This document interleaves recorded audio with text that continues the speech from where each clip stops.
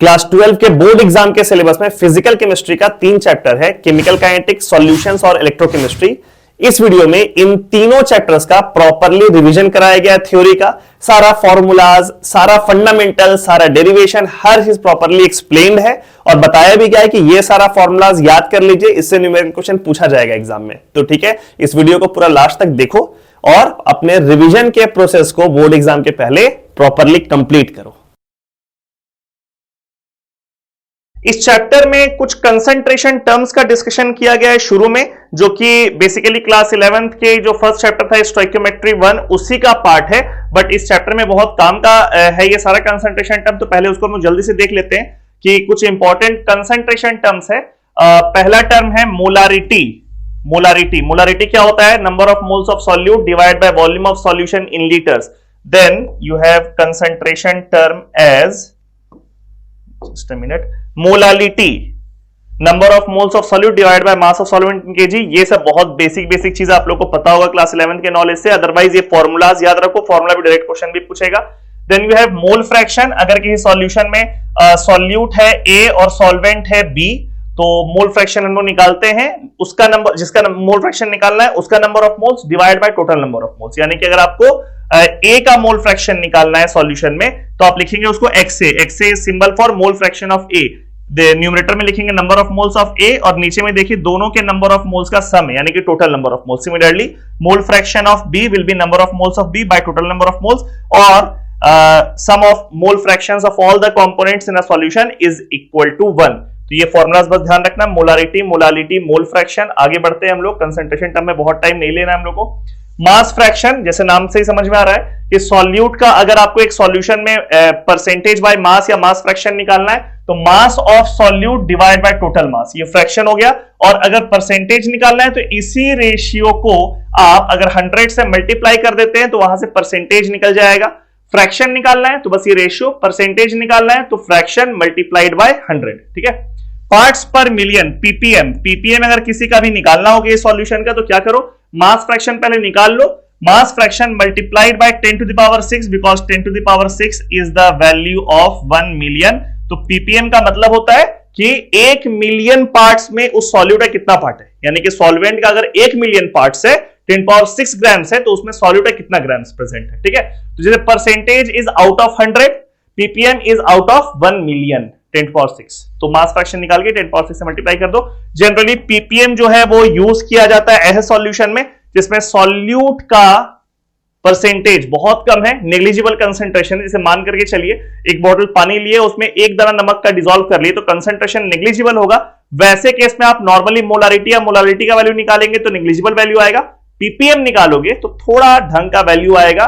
तो वैसे सॉल्यूशन में जो सॉल्यूशन एक्सट्रीमली डाइल्यूटेड होता है, जिसमें कंसंट्रेशन नेग्लिजिबल होता है, उसको हम लोग पीपीएम में एक्सप्रेस करते हैं। ठीक है। आगे बढ़ते हैं। सॉल्युबिलिटी का मतलब क्या होता है? डेफिनेशन यहां पर लिखा हुआ है कि 1 लीटर सॉल्वेंट में आप कितना सॉल्यूट डिसॉल्व कर सकते हैं। Mass of solute that can be dissolved, mass of solute that can B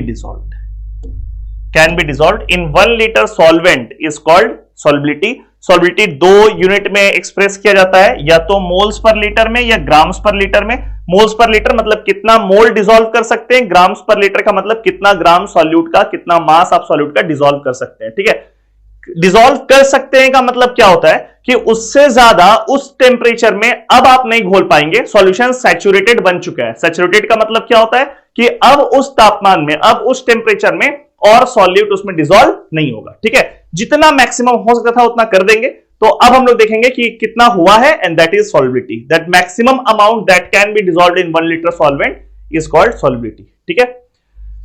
then solubility of gases in liquids, ये छोटा सा एक टॉपिक है इस चैप्टर का कि लिक्विड में, यानी मान लो पानी में आप किसी गैस को डिसॉल्व करना चाहते हैं, तो वो कौन कौन सा फैक्टर है जिस पर डिपेंड करेगा उसका सॉल्युबिलिटी किसका, गैस का लिक्विड में। आप लोगों को पता है पानी में गैस डिसॉल्व हो सकता है, बहुत सारा प्रैक्टिकल एग्जांपल भी है। एक्वेटिक लाइफ इसलिए ग्रो भी कर पाता है, इसलिए पॉसिबल भी है बिकॉज पानी में ऑक्सीजन, कार्बन डाइऑक्साइड डिसॉल्व्ड है। हम लोग जो सॉफ्ट ड्रिंक्स पीते हैं उसमें भी जो सॉल्यूशन है उसमें कार्बन डाइऑक्साइड डिसॉल्व्ड है, उसकी वजह से वो फिज वाला टेस्ट आता है उसमें। तो लिक्विड में गैस डिसॉल्व होता है, किस किस फैक्टर पर डिपेंड करता है? दो फैक्टर्स को यहां पर डिस्कस किए हैं। देखिए, पहला है इफेक्ट ऑफ प्रेशर। इस फिगर को देखना है, यहां पर ये पानी है मान लो, बी लिक्विड, जिसमें कि ए गैस थोड़ा डिसॉल्व है। ग्रीन कलर का जो आपको बबल्स दिख रहा है वो ए गैस का है, और वो ए गैस सॉल्यूशन के ऊपर भी प्रेजेंट है यहां पर, ठीक है। तो इसमें एक हेनरी का लॉ आता है इफेक्ट ऑफ प्रेशर में, हेनरीज लॉ।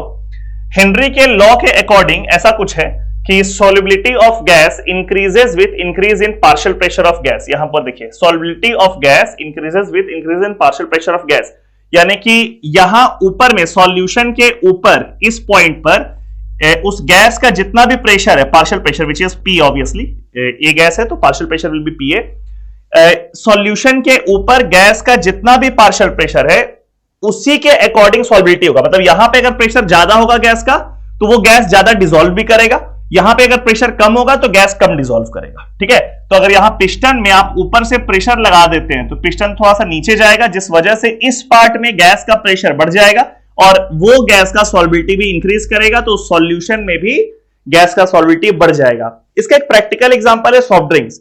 जो आप सॉफ्ट ड्रिंक्स यूज करते हैं उसमें जैसे आप कैप को खोलते हैं तो उसमें से गैस निकलता है, बबल्स निकलता है, ठीक है। क्यों? क्योंकि वो हाई प्रेशर में उसमें कैप लगा हुआ था। तो जब प्रेशर हाई था उस पार्ट में, किस पार्ट में? सॉल्यूशन के जस्ट ऊपर वाले पार्ट में प्रेशर हाई था, तो उसमें कार्बन डाइऑक्साइड भी ज्यादा डिसॉल्व था। जैसे आप कैप को खोले वो वाले पार्ट से प्रेशर तो रिलीज हो गया, कार्बन डाइऑक्साइड बाहर आ गया, तो वो सॉल्यूशन से कार्बन डाइऑक्साइड का सॉल्युबिलिटी डिक्रीज करेगा अकॉर्डिंग टू हेनरीज लॉ, और वो भी बबल्स बना करके इफरवेसेंस क्रिएट करते हुए वो कार्बन डाइऑक्साइड सॉल्यूशन को छोड़ करके निकलने लगता है, ठीक है, जो हम लोग ऑब्जर्व किए। सो हेनरीज लॉ का स्टेटमेंट ध्यान रखना, एग्जाम में पूछ सकता है कि गैस का जो सॉल्युबिलिटी है किसी भी लिक्विड में, it is directly proportional to और it depends on partial pressure of the gas above the solution. उसका इक्वेशन कुछ ऐसा है, इक्वेशन बहुत इंपॉर्टेंट है, इस पे न्यूमेरिकल्स पूछ सकता है। PA is equals to KH multiplied by XA, where this PA is partial pressure of gas A. KH is called Henry's law constant. Henrys law constant, ये हर एक गैस के लिए अपना एक वैल्यू होता है जो कि क्वेश्चन में दिया रहेगा। पीए क्या है? PA is partial pressure of gas, KH is Henry's law constant and XA is mole fraction of gas in the solution. यहां पे हम लिख देते हैं PA is partial pressure of A, KH लिख दी वहां पे Henry's law constant, and XA is mole fraction of A in the solution. तो ये ए गैस है, बी लिक्विड, तो this is number of moles of A divide by number of moles of A plus number of moles of B. ये है mole fraction, और ये mole fraction कहां पर है? तो ये मोल फ्रैक्शन सॉल्यूशन में, सॉल्यूशन में गैस का मोल फ्रैक्शन इज एक्सए। तो ये वाले फॉर्मूला पे भी एग्जाम में सवाल पूछ सकता है। तो ये हो गया पहला फैक्टर जिस पर सॉल्युबिलिटी ऑफ गैस डिपेंड करता है कि लिक्विड में वो कितना घुलेगा। दूसरा फैक्टर है इफेक्ट ऑफ टेम्परेचर, कि आप इसका तापमान अगर बढ़ा दोगे, टेम्परेचर बढ़ा दोगे तो गैस ज्यादा डिसॉल्व करेगा या कम डिसॉल्व करेगा। तो यहां पर थोड़ा सा कॉन्सेप्ट आता है केमिकल इक्विलिब्रियम का। यहां पे स्टेटमेंट आप देखना, बढ़िया से लिखे हुए, नोट्स बनाने में बहुत आसानी होगा आप लोगों को। Dissolution of gas is exothermic. दो तरह का प्रोसेस होता है, एक्सोथर्मिक और एंडोथर्मिक। एक्सोथर्मिक में एनर्जी यानी हीट रिलीज होता है तो डेल्टा एच नेगेटिव होता है, और एंडोथर्मिक में हीट एब्जॉर्ब होता है, डेल्टा एच पॉजिटिव होता है, ठीक है। ये तो बहुत बेसिक फंडा है। अब यहां पे एक प्रिंसिपल आता है, लिचटेलियर्स प्रिंसिपल, जो कि कहता है, जो केमिकल इक्विलिब्रियम में हम लोग पढ़े थे, कि एक्सोथर्मिक रिएक्शन में अगर आप टेम्परेचर को बढ़ाएंगे तो रिएक्शन बैकवर्ड डायरेक्शन में शिफ्ट करेगा। उसको वापस हम यहां एक्सप्लेन नहीं करें, बट ये स्टेटमेंट आप नोट डाउन कर सकते हैं that in an exothermic reaction if you increase the temperature the reaction will shift in backward direction. अब कह रहा है डिसॉल्व, गैस का घुलना एक्सोथर्मिक है, तो आप अगर तापमान बढ़ाएंगे और रिएक्शन अगर बैकवर्ड डायरेक्शन में जाएगा, यानी कि गैस ये जो डिसॉल्व हुआ है वो अनडिसॉल्व हो जाएगा। अनडिसॉल्व होने का मतलब वो सॉल्यूशन को छोड़ के बाहर निकल जाएगा, तो उसका सॉल्युबिलिटी डिक्रीज कर जाएगा, घट जाएगा, ठीक है। तो यहां लिखा हुआ है and so solubility decreases with increase in temperature. तो रीजन के साथ यहां पे प्रॉपरली स्टेटमेंट लिखा हुआ है कि टेम्परेचर को चेंज करने का इफेक्ट क्या होता है। इसका भी प्रैक्टिकल एग्जांपल है, वहीं सॉफ्ट ड्रिंक्स, अगर वो आप फ्रिज से, रेफ्रिजरेटर से निकाल करके कंज्यूम करेंगे तो आपको फिज वाला टेस्ट ज्यादा आएगा, बिकॉज उसमें कार्बन डाइऑक्साइड ज्यादा डिसॉल्व्ड है। लेकिन रूम टेम्परेचर में अगर कोई सॉफ्ट ड्रिंक्स है उसको अगर आप कंज्यूम करेंगे तो वहां पे आपको फिज वाला टेस्ट कम आएगा, बिकॉज टेम्परेचर ज्यादा है, तो ज्यादा होने की वजह से सॉल्युबिलिटी कार्बन डाइऑक्साइड का उस सॉल्यूशन में कम है, और कम कार्बन डाइऑक्साइड का मतलब कम फेज वाला टेस्ट। ठीक है, तो प्रैक्टिकल एग्जांपल से भी आप लोग को हम समझा दिए कि ये दो फैक्टर पे आपको फोकस करना है, effect of pressure and effect of temperature. These are the two factors on which solubility of gas depends, कि वो गैस लिक्विड में कितना घुलेगा। आगे बढ़ते हैं, अब हम लोग डिसोल्यूशन देखने वाले हैं लिक्विड का लिक्विड में, यानी कि एक लिक्विड को घोलेंगे दूसरे लिक्विड में। फॉर एग्जांपल इथेनॉल को आप डिसॉल्व करने वाले हैं वाटर में, तो उस तरह के सॉल्यूशन में कैसे हम लोग सॉल्युबिलिटी और बाकी सारे फैक्टर्स को देखने वाले हैं। तो सबसे पहले यहां पे हम लोग देखते हैं वेपर प्रेशर क्या होता है। वेपर प्रेशर क्या होता है कि कोई भी एक लिक्विड है, एक कैसा लिक्विड है, वोलेटाइल लिक्विड। वोलेटाइल लिक्विड किसको बोलते हैं, जो वेपराइज करता है। ठीक है, जैसे पानी, पानी एक वोलेटाइल लिक्विड है, पानी रूम टेम्परेचर में वेपर में कन्वर्ट करता है, इवापोरेशन हो रहा होता है। ठीक है, तो ये एक लिक्विड है, ए लिक्विड, ये वेपर में कन्वर्ट किया और ए गैस बन गया। तो ये ए लिक्विड और ए गैस जब इक्विलिब्रियम में आ जाएगा, इक्विलिब्रियम बोलने का मतलब है कि जिस समय इसका रेट ऑफ इवापोरेशन और रेट ऑफ कंडेंसेशन एक दूसरे के बराबर हो जाता है, उस पॉइंट पर जो ये लिक्विड का वेपर प्रेशर एग्जर्ट करता है उसको बोलते हैं उस लिक्विड का वेपर प्रेशर। फिर से एक बार समझाते हैं, ये लिक्विड इवापोरेट कर रहा है क्योंकि ये वोलेटाइल है, तो इवापोरेशन के समय एक इक्विलिब्रियम एस्टैब्लिश होता है जिस समय रेट ऑफ इवापोरेशन और रेट ऑफ कंडेंसेशन एक दूसरे के बराबर हो जाता है। उस पॉइंट पर इसका जो वेपर है वो जो प्रेशर एग्जर्ट करता है, that is called vapour pressure of this liquid. ठीक है, डिफरेंशियल अगर आप लिखना चाहें तो उसको हम डिक्टेट भी कर सकते हैं, that vapour pressure of a liquid is the pressure exerted by its vapour on its surface at equilibrium, और इक्विलिब्रियम कंडीशन है क्या, rate of evaporation is equal to rate of condensation. तो यहां पर एक लिक्विड है, उसका vapour pressure P naught A बोल देंगे, पी और ए अगर आप डब्बा में लिए हैं तो उसका वेपर प्रेशर है पी नॉट ए, और यहां पे दूसरे डब्बा में आप देखो बी लिक्विड है, ये भी वोलेटाइल लिक्विड है, तो ऊपर में इसका जो वेपर प्रेशर है वो है पी नॉट बी। ध्यान रखना, P naught A is vapour pressure of pure A and P naught B is vapour pressure of pure B. ठीक है, अब हम लोग क्या कर रहे हैं, इन दोनों लिक्विड्स को मिक्स करके एक सॉल्यूशन बना दिए। तो यहां पे आपको दिख रहा है, ये देखो solution A liquid plus B liquid, यानी कि ये दोनों लिक्विड मिल गया, अब ये सॉल्यूशन बन चुका है।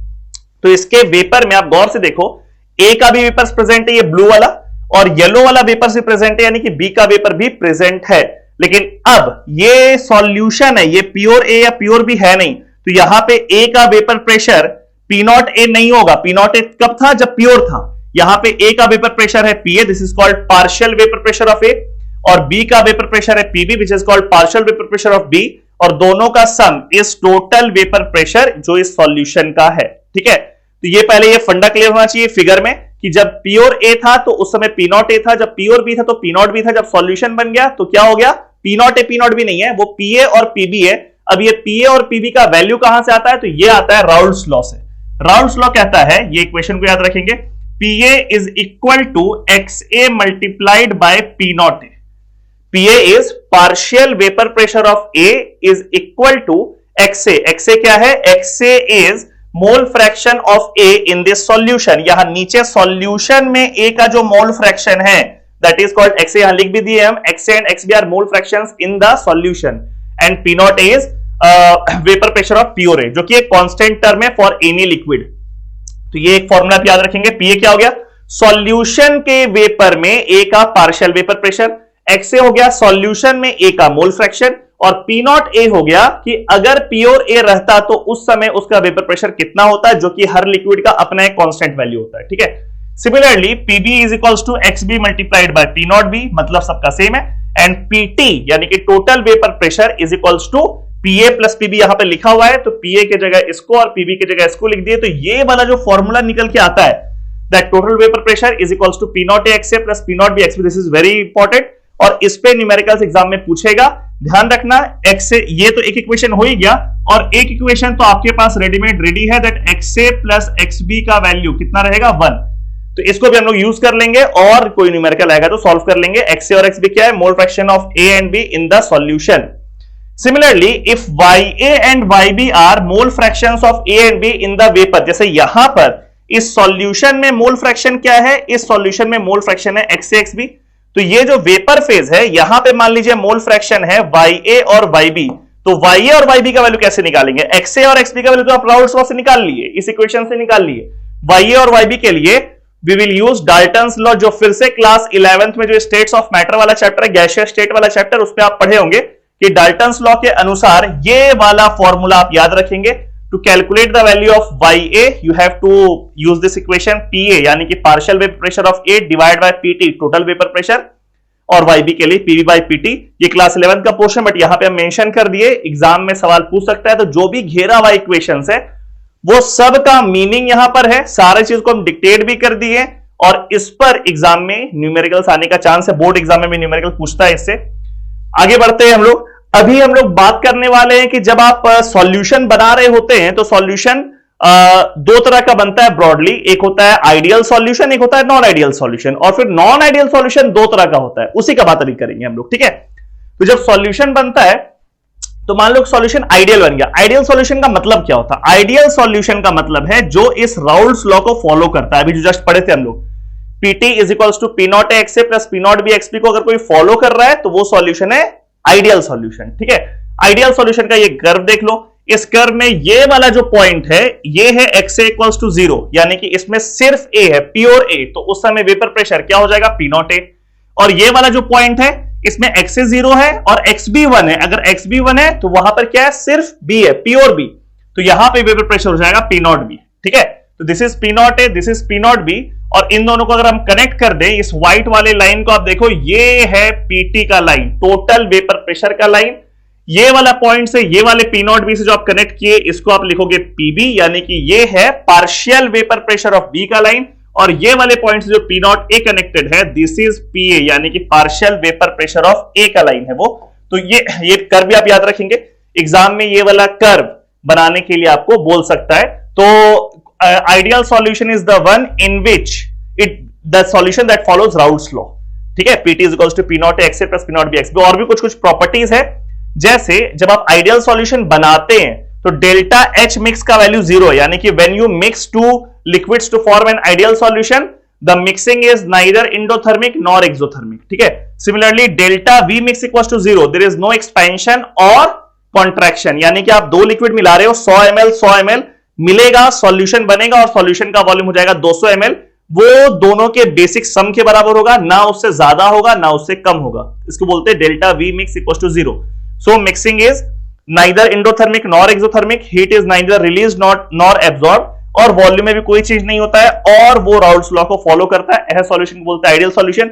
यहां कुछ एग्जांपल्स है आइडियल सॉल्यूशन का, जो एनसीईआरटी का एग्जांपल्स है, इसको आप याद रखेंगे, एग्जाम में पूछ सकता है आपसे। N-हेक्सेन, नॉर्मल हेक्सेन और नॉर्मल हेप्टेन का जो मिक्सचर है वो एक आइडियल सॉल्यूशन है। बेंजीन और टोल्यूइन का मिक्सचर आइडियल सॉल्यूशन है। ब्रोमोइथिन और क्लोरोइथिन का सॉल्यूशन भी आइडियल सॉल्यूशन है। अब आते हैं हम लोग नॉन आइडियल सॉल्यूशन की तरफ। नॉन आइडियल सॉल्यूशन ऑब्वियसली वो राउल्स लॉ को फॉलो नहीं करेगा। दो पॉसिबिलिटी है उसमें, एक में टोटल वेपर प्रेशर का वैल्यू यहां पे इक्वल टू के बजाय less than P0A XA plus P0 B XP हो जाएगा, और एक केस में ग्रेटर देन हो जाएगा। जिस केस में सारा साइन लेस देन हो रहा है, यहां भी less than, delta H mix भी लेस देन और डेल्टा V मिक्स भी लेस देन, उसको हम लोग बोलेंगे कि नेगेटिव डेविएशन फ्रॉम आइडियलिटी। अब आप बोलेंगे सर नेगेटिव डेविएशन का कर्व कैसा होगा? तो ये देखिए, ये जो स्ट्रेट लाइन था वो स्ट्रेट लाइन हम रेफरेंस के लिए बना दिए, बट ये जो रेड वाला पार्ट आप लोग को दिख रहा है, जिसको हम अभी ब्लू से बनाने वाले हैं, ये वाला पार्ट, जस्ट ए मिनट, ये वाला पार्ट जो है ये है नेगेटिव डेविएशन का पार्ट, ठीक है। ये वाला पार्ट देखो, सारा कर्व जो है वो नीचे हो गया है, वो इस लाइन से नहीं चला गया, जो स्ट्रेट लाइन था उससे नीचे चला गया ये PA। ये जो ब्लू वाला कर्व दिख रहा है PA का कर्व ये वाला है, ये ब्लू वाला PB का कर्व है, और ये वाला जो ब्लू कर्व है वो PT का कर्व है। तो ये हो गया नेगेटिव डेविएशन। और पॉजिटिव डेविएशन में वही सारा कर्व ऊपर चला जाएगा लाइन से, और इस तरह का कुछ शो कर रहा होगा उसमें, ये देखिए, ये उस लाइन से ऊपर चला गया तीनों कर्व, ये वाला कर्व PB का, ये वाला कर्व PA का और ये वाला कर्व PT का, ये हो गया पॉजिटिव डेविएशन फॉर आइडियलिटी। तो याद रखने का तरीका कि इसमें PT हो, डेल्टा H मिक्स हो या डेल्टा V मिक्स हो, सब में इक्वल टू का साइन है, और इस केस में PT में भी लेस देन का साइन है, डेल्टा H मिक्स में भी लेस देन का साइन है, डेल्टा V मिक्स में भी लेस देन का साइन है। थोड़ा सा अगर मान लो एग्जाम में 3 या 5 नंबर का सवाल है, थोड़ा एक्सप्लेन भी कर सकते हैं that it does not follows Raoult's law and the total pressure is less than as it comes out according to the equation given by Raoult's law, ठीक है।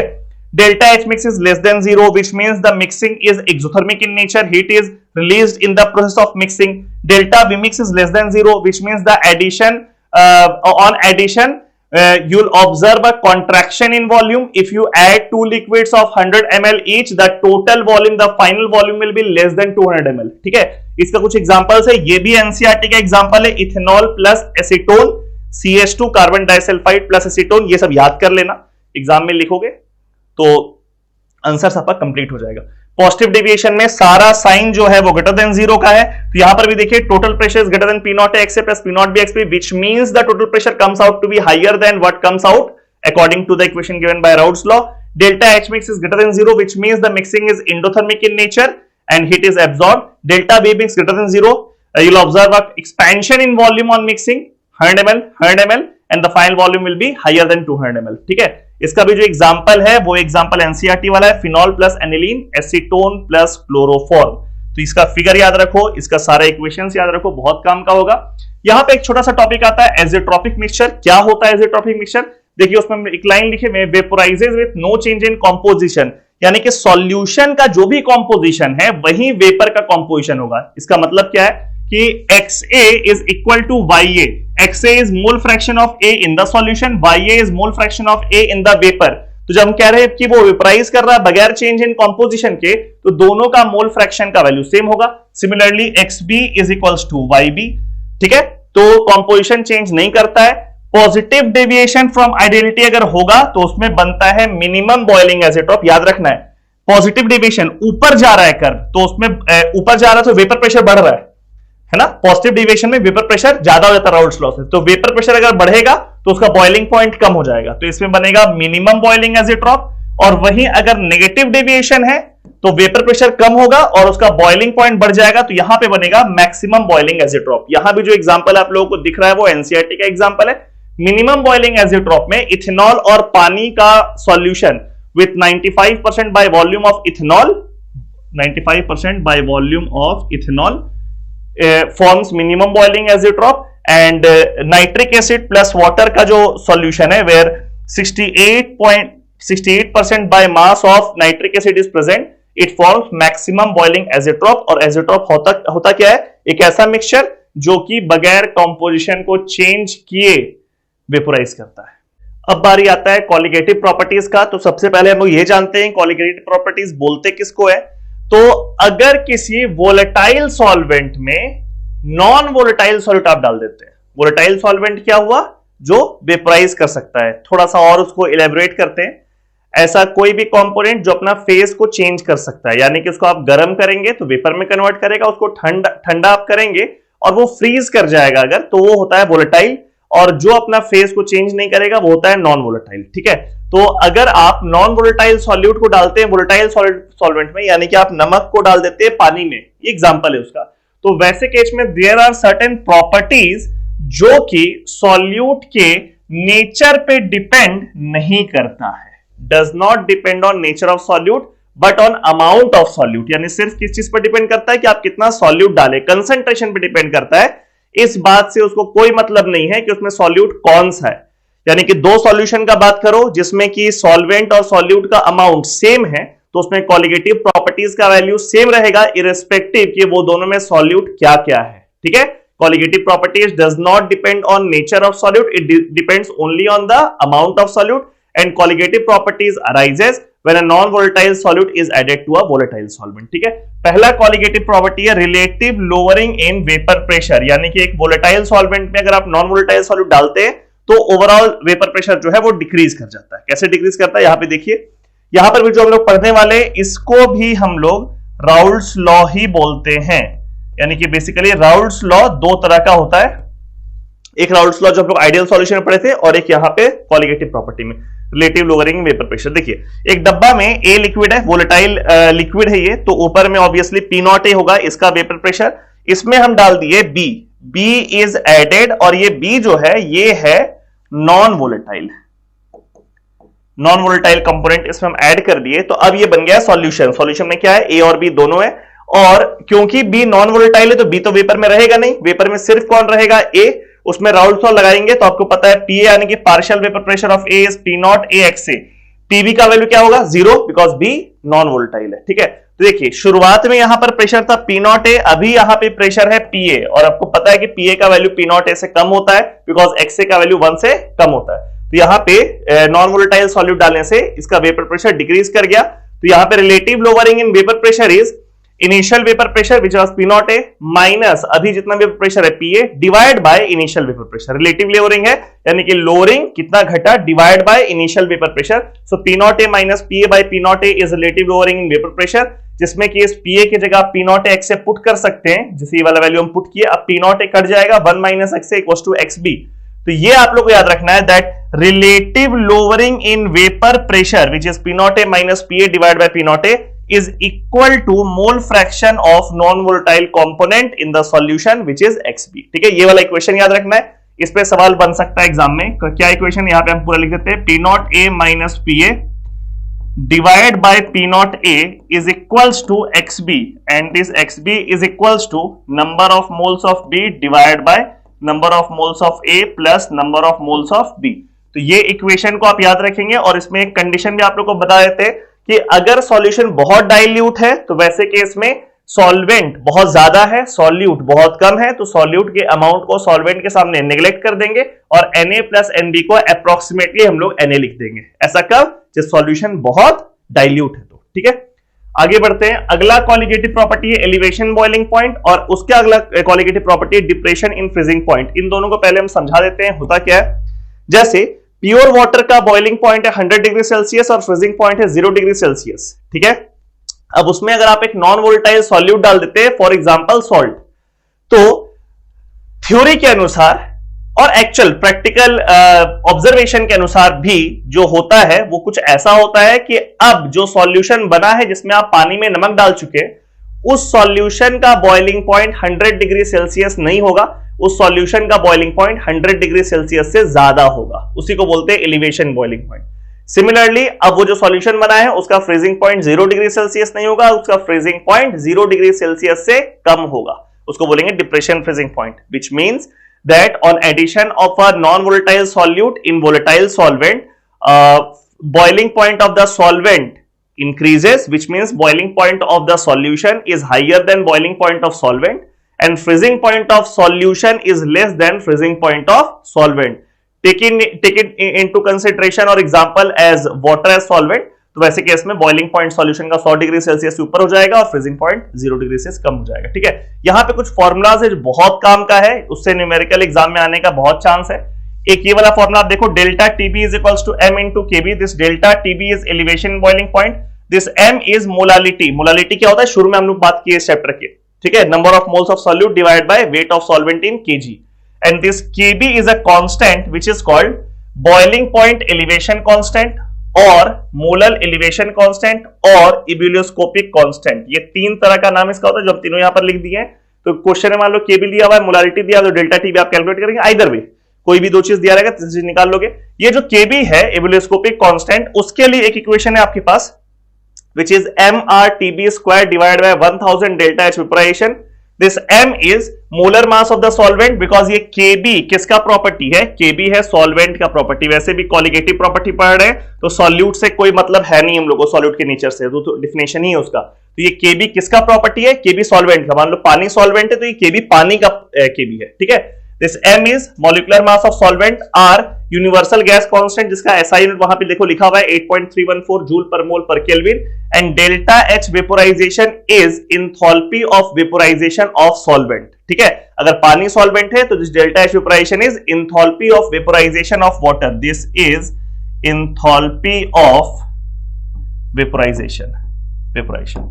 ठीक है, ये हो गया एलिवेशन इन बॉइलिंग पॉइंट। ये दोनों फॉर्मुलाज आप लोग ध्यान रखोगे और उसका मतलब क्या क्या अंदर में वो सब लिखा हुआ है। सिमिलरली फ्रीजिंग पॉइंट कम होता है, डिप्रेशन फ्रीजिंग पॉइंट। यहां पर भी दो फॉर्मूला है, delta TF is depression freezing point, कितना फ्रीजिंग पॉइंट कम हो रहा है, this m into K F, M is again molality, this K F is, जैसे ये मोलर एलिवेशन कांस्टेंट है तो ये है मोलर डिप्रेशन कांस्टेंट, और इसका दूसरा नाम है क्रायोस्कोपिक कांस्टेंट। ठीक है, अब जैसे केबी का ये वाला फॉर्मूला है, बिल्कुल वैसे ही के एफ का फॉर्मूला आप देखो, बिल्कुल वैसे ही है, सिर्फ अंतर क्या है, यहाँ पे mRTB स्क्वायर है, यहाँ पे mRTF square. This TB is boiling point, this TF is freezing point. ठीक है, किसका, सॉल्वेंट का। यहां पर डेल्टा एच वेपोराइजेशन है, यहां पर डेल्टा एच फ्यूजन है। This is enthalpy of vaporisation, this is enthalpy of fusion. Formulas याद रखोगे, डेटा दिया हुआ रहेगा क्वेश्चन में, पुट करना आसान होगा, आसानी से आप न्यूमेरिकल सॉल्व कर सकते हैं बशर्ते आपको ये इक्वेशन याद हो। ठीक है, तो ये यहां पे 4 इक्वेशन घिरा हुआ है, इसको ध्यान रखना है। एक कर्व है यहां पे जो आप लोगों को याद रखना है, ये कर्व आपको ग्राफिकली दिखा रहा है कि डेल्टा टीएफ और डेल्टा टीबी का वैल्यू क्या होगा। वाई एक्सिस में वेपर प्रेशर है, एक्स एक्सिस में टेम्परेचर है। यहां पे 3 पार्ट है कर्व का, एक ये व्हाइट वाला पार्ट है which is that of liquid solvent, एक येलो वाला पार्ट है which is that of solution, और एक ये ग्रीन वाला पार्ट है which is that of solvent. ठीक है, तो पहले तो 1 atm पे जहां पे लिक्विड सॉल्वेंट और सॉल्यूशन वाला कर्व इंटरसेक्ट करेगा वो उसका कॉरेस्पॉन्डिंग बॉइलिंग पॉइंट है। This point is boiling point of solvent, liquid solvent, and this point is boiling point of solution. तो इन दोनों के बीच में जो गैप होगा that is delta TB, elevation in boiling point. और वैसे 1 atm क्यों लिए हैं और 1 atm पे बॉइलिंग पॉइंट क्यों है, इसके लिए आप डिफिनेशन लिख सकते हैं बॉइलिंग पॉइंट का, that boiling point of a liquid is the temperature at which its vapor pressure becomes equal to atmospheric pressure which in general is 1 atm। ठीक है, इसलिए 1 atm पे हम लोग चेक कर रहे हैं कि ये जो कर्व है उसका टेम्परेचर कॉरस्पॉन्डिंग क्या है, because that corresponds to boiling point. Definition के अनुसार बॉइलिंग पॉइंट वो तापमान है जिसमें उस लिक्विड का वेपर प्रेशर एटमॉस्फेरिक प्रेशर के बराबर हो गया। ठीक है, तो अब देखिए सॉल्वेंट का बॉइलिंग पॉइंट ये है, सॉल्यूशन का बॉइलिंग पॉइंट ये है, there is elevation in boiling point, ये डेल्टा टीबी पॉजिटिव वैल्यू है। Similarly freezing point is the temperature when vapour pressure of liquid comes in equilibrium with vapor pressure of solvent, or you can say vapor pressure of liquid and vapor pressure of solid becomes equal to each other। ठीक है, ये वाला definition आप note down कर सकते हैं। Freezing point is the temperature at which vapour pressure of liquid becomes equal to vapour pressure of solid. दोनों का वेपर प्रेशर जिस तापमान में सेम हो जाए that is called freezing point. तो देखो ये जो लिक्विड सॉल्वेंट है उसका वेपर प्रेशर और सॉलिड सॉल्वेंट, ये सॉल्वेंट सॉलिड है, उसका वेपर प्रेशर जिस पॉइंट पर सेम हो गया ये हो गया सॉल्वेंट का फ्रीजिंग पॉइंट, और ये येलो वाला कर्व जहां इंटरसेक्ट किया ये हो गया सॉल्यूशन का फ्रीजिंग पॉइंट। तो आप देख रहे हैं सॉल्वेंट का फ्रीजिंग पॉइंट ये है, सॉल्यूशन का ये है, तो वो डिक्रीज कर गया, depression freezing point, and this indicates delta TF. तो ग्राफिकली भी आप लोगों को दिख गया, यहाँ पे ग्राफ को एग्जाम में बनाना है अगर क्वेश्चन आपको थ्योरेटिकली पूछ रहा है, न्यूमेरिकल से ग्राफ बनाने की जरूरत नहीं, बट अगर थ्योरी में पूछ रहा है तो आप ग्राफ बनाइए वहां पे कि उसे प्रॉपरली समझ में आता है कि बच्चे को इन दोनों कॉलिगेटिव प्रॉपर्टीज का कॉन्सेप्ट क्लियर है। ठीक है, next colligative property is osmotic pressure. पहले समझते हैं ऑस्मोटिक प्रेशर होता क्या है। एक सेटअप यहां पर आप देखिए, इसमें 2 चैम्बर है, बीच में एक सेपरेशन है, सेपरेशन सेमी परमेबल मेम्ब्रेन का है। सेमी परमेबल मेम्ब्रेन वो है that allows passage of solvent, मतलब नॉन वोलेटाइल सॉल्यूट को पार होने नहीं देता है, ये सिर्फ सॉल्वेंट को पार होने देता है, इसको बोलते हैं सेमी परमेबल मेम्ब्रेन। परमेबल का मतलब होता है जो सब कुछ पार होने देता है, इम्परमेबल जो कुछ भी पार होने नहीं देता है, सेमी परमेबल जो कुछ को पार होने देता है कुछ को पार होने नहीं देता है। तो ये किसको पार होने दे रहा है, ये सॉल्वेंट यानी कि वोलेटाइल सॉल्वेंट को पार होने दे रहा है, और नॉन वोलेटाइल सॉल्यूट को पार होने नहीं दे रहा है। ठीक है, पहले वाले चैम्बर में सिर्फ सॉल्वेंट है ए, और दूसरे चैम्बर में सॉल्यूशन है ए प्लस बी, जिसमें ए सॉल्वेंट है और बी है नॉन वोलेटाइल सॉल्यूट। ठीक है, तो लेफ्ट हैंड साइड तो प्योर सॉल्वेंट है, right hand side pure solvent नहीं है, तो ऑब्वियसली लेफ्ट हैंड साइड का वेपर प्रेशर ज्यादा होगा। वैसे भी हम लोग को पता है कि इस तरफ T0A होगा और इस तरफ PA होगा। Lowering in vapour pressure takes place on addition of non volatile solute. तो इस तरफ प्रेशर ज्यादा है, इस तरफ प्रेशर कम है, तो आपका सॉल्वेंट का पार्टिकल देखो लेफ्ट से राइट सेमी परमेबल मेम्ब्रेन के थ्रू जाने लगता है। This process is called osmosis. Osmosis is passage of solvent molecules from solvent chamber to solution chamber through the semi permeable membrane, इसको बोलते हैं ऑस्मोसिस। ठीक है, अब इस ऑस्मोसिस को आपको रोकना है तो क्या करोगे आप, क्योंकि इस तरफ प्रेशर ज्यादा है उस तरफ प्रेशर कम है, तो इसलिए सॉल्वेंट मॉलिक्यूल्स उधर जा रहा है। तो आप क्या करो, आप सॉल्यूशन वाले चैम्बर में, यहां पे देखिए आप गौर से, सॉल्यूशन वाले चैम्बर में हम यहां पे एक पिस्टन लगा दिए और इस पिस्टन के ऊपर से एक प्रेशर डाल रहे हैं सो दैट कि ये ऑस्मोसिस रुक जाए। The pressure exerted on the solution chamber in order to stop osmosis is called osmotic pressure। यानी कि यहां पे जो पाई लिख रहे हैं, ये पाई किसका सिंबल है? ये पाई ऑस्मोटिक प्रेशर का सिंबल है and it is defined as the pressure that should be applied on the solution chamber in order to stop osmosis. ठीक है, ये आप लोग हम समझा दिए, सारा फ्यूज सेटअप याद कर लो, एग्जाम में बनाना। डेफिनेशन बता दिए, ऊपर लिखा हुआ भी देखो, pressure applied on the solution chamber to stop osmosis. और इसका फॉर्मूला ये रहा, ऑस्मोटिक प्रेशर का formula is pi is equals to CRT, pi is osmotic pressure, C is concentration of the solution, this solution concentration in terms of molarity, number of moles of solute divide by volume of solution litres. इस chapter के शुरुआत में बताया आप लोगों को। ये वाला फॉर्मूला यूज करके R is again universal gas constant, SI unit में 8.314 जूल पर मोल पर kelvin and T is temperature in kelvin. ठीक है, कुछ कुछ टर्म्स है, जैसे दो सॉल्यूशन जिसका ऑस्मोटिक प्रेशर सेम रहेगा उसको बोलते हैं दोनों सॉल्यूशन को आइसोटोनिक, और अगर वो दोनों आइसोटोनिक नहीं है यानी कि ऑस्मोटिक प्रेशर दोनों का सेम नहीं है, तो जिसका ज्यादा ऑस्मोटिक प्रेशर होगा, हाइयर ऑस्मोटिक प्रेशर, उसको बोलेंगे हाइपरटोनिक, और जिसका कम होगा ऑस्मोटिक प्रेशर उसको बोलेंगे हम लोग hypotonic. This are certain terms that can be asked in your school examination और बोर्ड एग्जामिनेशन ऑब्वियसली। आखिरी टॉपिक है इस चैप्टर का which is van't Hoff factor. Van't Hoff factor indication is I. I क्या होता है? देखो यहाँ पे एक फॉर्मूला लिखा हुआ है, I is number of moles of solute in solution divided by number of moles of solid dissolved। See, हम लोग जितना भी कॉलिगेटिव प्रॉपर्टीज पढ़े, चारों कॉलिगेटिव प्रॉपर्टीज, उसमें जो number of moles of solute हम लोग यूज कर रहे हैं, वो number of moles of solute वो है जो हम लोग डाल रहे हैं सॉल्यूशन में। मान लीजिए कोई सॉल्यूट है, उसका 1 मोल हम सॉल्यूशन में डाले, तो हम 1 मोल के हिसाब से फॉर्मूलाज लगा दिए। लेकिन हो सकता है कि वो पार्टिकल पानी में जाने के बाद डिसोशिएट कर जाए और 1 मोल का बन जाए 2 मोल। तो जो ऑब्जर्व्ड कॉलिगेटिव प्रॉपर्टी होगा, जो एक्सपेरिमेंटल कॉलिगेटिव प्रॉपर्टी होगा, जो कैलकुलेटेड कॉलिगेटिव प्रॉपर्टी होगा, उसका वैल्यू तो मेरे थ्योरेटिकल कॉलिगेटिव प्रॉपर्टी से अलग आएगा, बिकॉज हम कैलकुलेट किए हैं according to 1 mole of solute, और जो निकल के आ रहा है वो according to 2 moles of solute. तो वहां से जो कॉलिगेटिव प्रॉपर्टी निकल के आता है उसको हम लोग कहते हैं abnormal colligative property, and abnormal colligative property is observed due to dissociation और association of the solute particle. और उसी को समझने के लिए हम लोग वेंट ऑफ फैक्टर समझते हैं। Went Hoff factor I is number of moles of solute in solution, यानी कि सॉल्यूशन में जाने के बाद कितना मोल है, divide by number of moles of solute dissolved, यानी कि आप घोले कितना मोल थे। ठीक है, अगर किसी में डिसोसिएशन या एसोसिएशन नहीं हो रहा है सॉल्यूट्स का, तो वैसे केस में I का वैल्यू क्या हो जाएगा? 1। आप यहां पे आप गौर से देखो, ये I के हिसाब से ये सारा कॉलिगेटिव प्रॉपर्टीज को मॉडिफाई कर दिए, चारों कॉलिगेटिव प्रॉपर्टीज को। इसमें आप देख रहे हैं कि RHS में I से मल्टीप्लाई कर दी, because number of moles of solute जो सॉल्यूशन में, देखिए इसका numerator, number of moles of solute जो सॉल्यूशन में है, which is equal to I multiplied by number of moles of solute dissolved. तो हम लोग तो कैलकुलेट किए थे number of moles of solute dissolved के हिसाब से, तो उसको अगर क्रॉस मल्टीप्लाई आप कर दो और I से मल्टीप्लाई कर दो, तो निकल के आएगा number of moles of solute जो सॉल्यूशन में है, and that will give you the actual value of the observed value of colligative property. तो सब में आप देखो, और RHS में I से मल्टीप्लाई कर दिए। अब ये जो कॉलिगेटिव प्रॉपर्टी आ रहा है, all of them are observed value, all of them are observed value. Theoretical values पीछे था जो हम लोग पढ़े, ये सारा colligative property actual colligative property है, एबनॉर्मल कॉलिगेटिव प्रॉपर्टी है, ऑब्जर्व्ड, एक्सपेरिमेंटल, कुछ भी बोल सकते हैं इसको। ठीक है, अब अगर कोई सॉल्यूट पार्टिकल डिसोशिएट एसोसिएट नहीं कर रहा है तो I का वैल्यू 1 होगा, I की जगह 1 पुट कर दो और थ्योरेटिकल और ऑब्जर्व्ड सेम हो जाएगा। लेकिन अगर डिसोसिएशन हो रहा है, अगर वो पानी में जाने के बाद टूट रहा है, नंबर ऑफ मोल्स बढ़ रहा है उसका, तो I का वैल्यू 1 से बड़ा होगा। फॉर एग्जाम्पल NaCl अगर पानी में डाल रहा है तो Na++Cl-, तो अगर इसका 1 मोल आप डालोगे तो 1 मोल Na+ 1 मोल Cl- बनेगा। टोटल नंबर ऑफ मोल्स कितना बन जाएगा? 2। तो I का वैल्यू हो गया 2।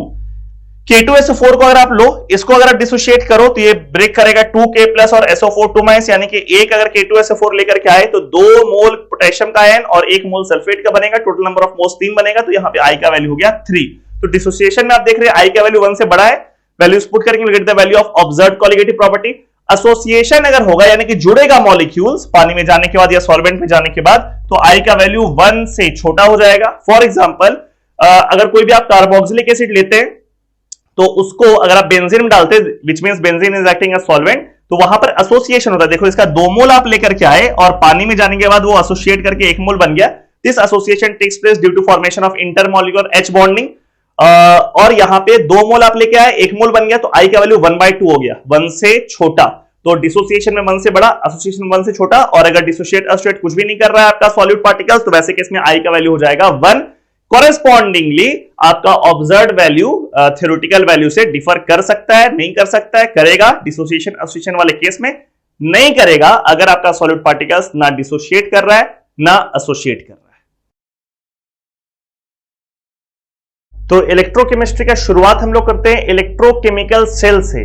दो तरह का सेल हम लोग को पढ़ना है इसमें, एक है इलेक्ट्रोकेमिकल सेल और एक है इलेक्ट्रोलिटिक सेल। इलेक्ट्रोकेमिकल सेल में केमिकल एनर्जी इलेक्ट्रिकल एनर्जी में कन्वर्ट होता है और इलेक्ट्रोलिटिक सेल में इलेक्ट्रिकल एनर्जी केमिकल एनर्जी में कन्वर्ट होता है। याद कैसे रखेंगे? तो देखो दोनों सेल जो है इलेक्ट्रोकेमिकल और इलेक्ट्रोलिटिक, दोनों में एक है जिसके नाम में केमिकल आ रहा है, वो कौन सा है? वो है इलेक्ट्रोकेमिकल। तो जिसके नाम में केमिकल आ जाए इसका मतलब उसमें केमिकल रिएक्शन को प्रायोरिटी देंगे। तो इसमें देखो क्या हो रहा है, केमिकल एनर्जी इलेक्ट्रिकल एनर्जी में कन्वर्ट हो रहा है, यानी कि केमिकल रिएक्शन को हम लोग प्रायोरिटी दिए, वो पहले हुआ है। ठीक है, तो याद रखने का तरीका है, इलेक्ट्रोकेमिकल में केमिकल पहले होगा, इलेक्ट्रोलिटिक में केमिकल वर्ड है नहीं तो उसमें इलेक्ट्रिकल एनर्जी कन्वर्ट करेगा केमिकल एनर्जी में। ठीक है, ऐसा एक सेटअप होता है इसमें। इस इलेक्ट्रोकेमिकल सेल को जो यहां पे बना हुआ है इसको हम लोग डैनियल सेल या गैल्वेनिक सेल भी बोलते हैं। जो फोटो आप लोग को दिख रहा है, इस फोटो को हम लोग बोल सकते हैं डैनियल सेल या फिर गैल्वेनिक सेल। गैल्वेनिक सेल, ठीक है। इसमें क्या होता है, आप देखो यहां पे जिंक का इलेक्ट्रोड है और Zn2+ का सॉल्यूशन है, यहां पे कॉपर का इलेक्ट्रोड है, Cu2+ का सॉल्यूशन है। एनोड वो इलेक्ट्रोड होता है जिसमें ऑक्सीडेशन होता है, तो यहां पे जिंक ऑक्सीडाइज कर रहा है Zn2+ 2 इलेक्ट्रॉन और कॉपर Cu2+ रिड्यूस करके कॉपर में डिपॉजिट हो रहा है, तो वो कैथोड हो गया। ठीक है, बीच में आपको दिख रहा होगा लाल कलर का, ये है सॉल्ट ब्रिज। सॉल्ट ब्रिज का काम क्या होता है? सॉल्ट ब्रिज सर्किट को कंप्लीट कर, देखिए सर्किट जो है इसको सॉल्ट ब्रिज कंप्लीट कर रहा है और दोनों सॉल्यूशन का इलेक्ट्रिकल न्यूट्रलिटी को मेंटेन करता है, यानी कि दोनों सॉल्यूशन में पॉजिटिव और नेगेटिव चार्ज बराबर बराबर रहे, इस चीज को इंश्योर करता है ये सॉल्ट ब्रिज। ठीक है, यहां ऊपर में वोल्ट मीटर लगा हुआ है, यानी यहां जो केमिकल रिएक्शन हुआ है उस केमिकल रिएक्शन के थ्रू जब यहां से इलेक्ट्रॉन्स पास करेगा तो इस वोल्ट मीटर में डिफ्लेक्शन होगा और हम लोग को पता चलेगा कि इलेक्ट्रिकल एनर्जी फॉर्म हो रहा है केमिकल रिएक्शन से।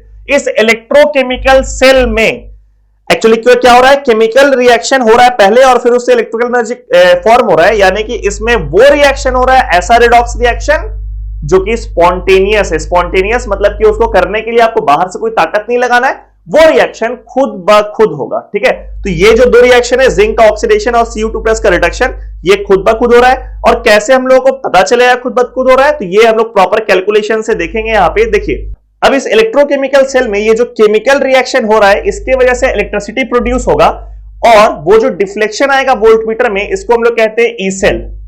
ई cell is deflection in the voltmeter. उसका वैल्यू क्या होगा, तो ये यहां पे कैथोड में रिडक्शन हो रहा है तो इसका पोटेंशियल माइनस एनोड में ऑक्सीडेशन हो रहा है, इसका रिडक्शन पोटेंशियल। यहां पे देखिए लिखा हुआ है E reduction cathode minus E reduction anode. पहले तो ये समझो कि ई रिडक्शन का मतलब क्या होता है, इसका नाम रिडक्शन पोटेंशियल।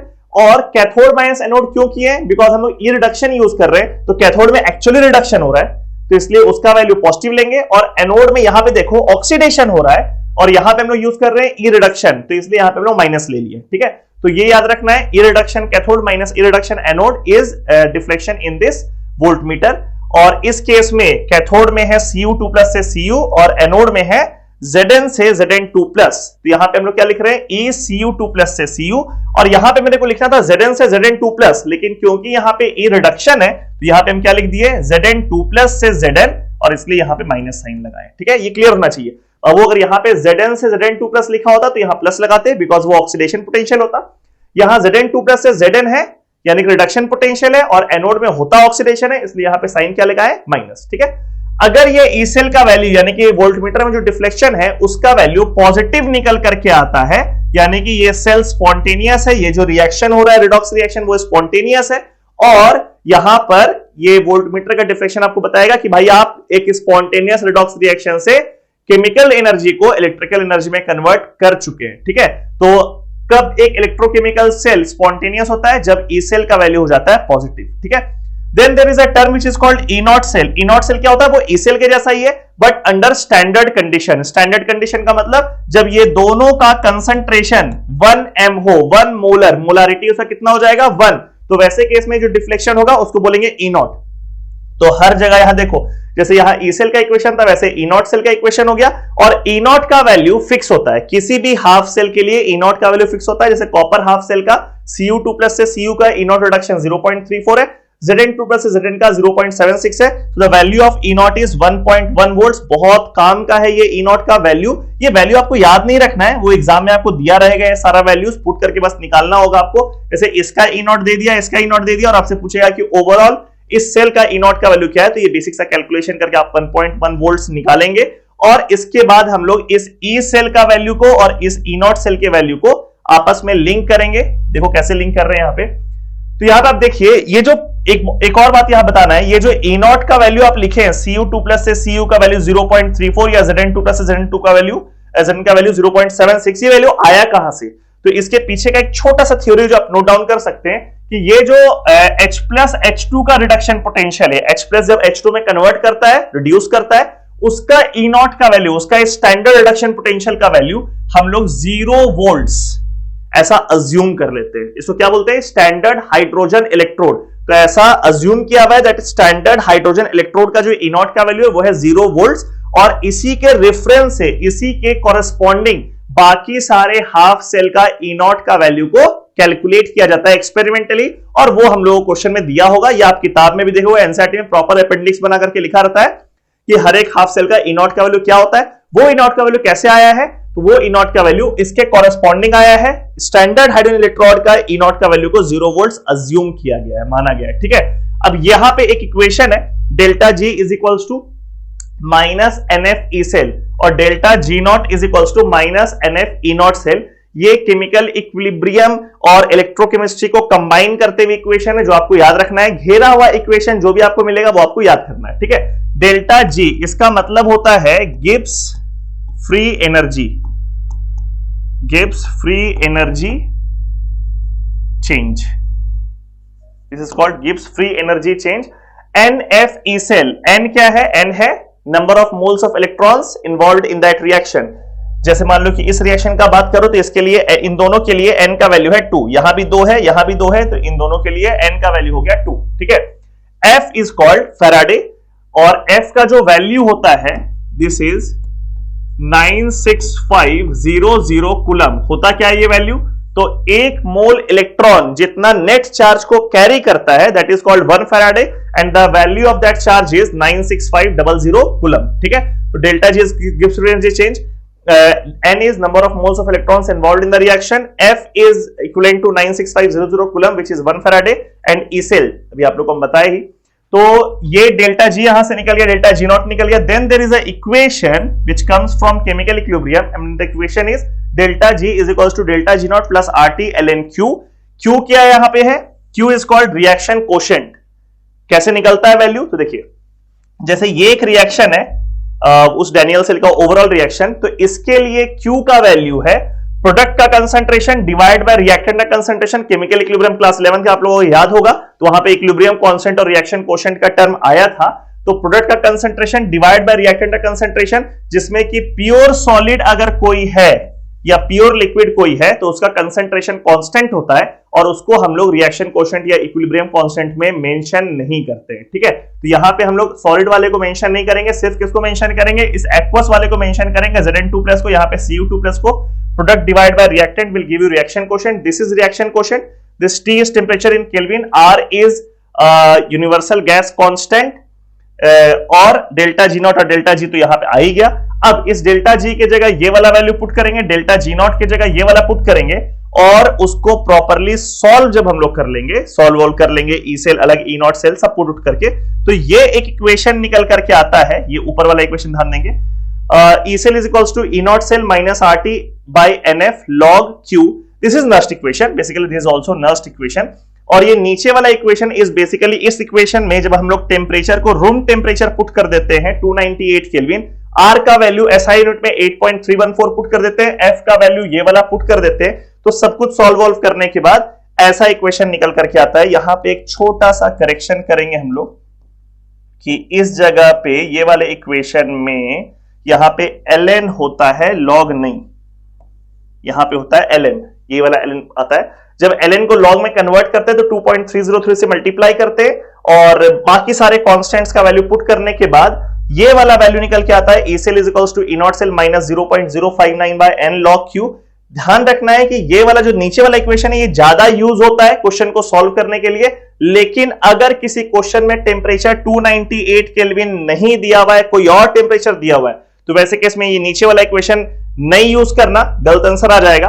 ऊपर वाला इक्वेशन को यूज करेंगे यहां पे और जो भी टेम्परेचर दिया उसका वैल्यू पुट करके फिर प्रॉपर्ली क्वेश्चन को सॉल्व करेंगे, ठीक है। तो इससे क्वेश्चन सॉल्व होता है कि अब मान लीजिए कि ये डायनियल सेल वाला इक्वेशन है, ये रहा रिएक्शन, तो उसमें अगर आप नस्ट इक्वेशन लगाओगे तो आप क्या लिखोगे, E cell is equals to E not cell minus 0.059 by 2, because यहां पे 2 इलेक्ट्रॉन का एक्सचेंज है, डिवाइड बाय 2 लॉग क्यू, और क्यू का वैल्यू है प्रोडक्ट बाय रिएक्टेंट का कंसंट्रेशन का रेशियो। तो ये इक्वेशन आपको निकल के आ गया, जिसमें ई नॉट का वैल्यू अभी इस पिछले पेज में हम लोग लिखे हुए 1.1 वोल्ट जो क्वेश्चन में दिया होगा, यहां पे आप पुट कर दिए। अगर इसका भी कंसंट्रेशन सवाल में दिया हुआ है तो आप ई सेल निकाल देंगे, अगर ई सेल और किसी एक का कंसंट्रेशन दिया हुआ है तो आप सॉल्व करके किसी दूसरा कंसंट्रेशन निकाल लेंगे। You have to learn this equation, इससे न्यूमेरिकल आने का बहुत चांस होता है, नस्ट इक्वेशन को कहते हैं। और हम ऐसा आप लोगों को सजेस्ट करेंगे दैट आप ये दोनों इक्वेशन को याद रखो, बिकॉज मैक्सिमम बच्चे इस इक्वेशन को याद रखेंगे और वो 298 केल्विन के लिए तो बन जाएगा सवाल, लेकिन अगर सवाल में टेम्परेचर को चेंज किया गया तो वहां पे वो फंस सकते हैं। आपको अगर ये इक्वेशन याद है, टेम्परेचर चेंज करने पर भी आप सवाल को सॉल्व कर लेंगे, ठीक है। आगे बढ़ते हैं।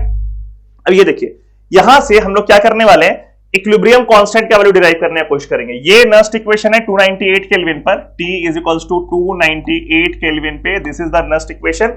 जब इक्विलिब्रियम आता है, एट इक्विलिब्रियम डेल्टा जी का वैल्यू हो जाता है 0, ठीक है। ये भी केमिकल इक्विलिब्रियम का पार्ट है कि अगर रिएक्शन फॉरवर्ड डायरेक्शन में फिजिबल होता है तो डेल्टा जी नेगेटिव होता है, लेकिन अगर रिएक्शन इक्विलिब्रियम में है तो gives free energy change, delta G का वैल्यू क्या होता है 0।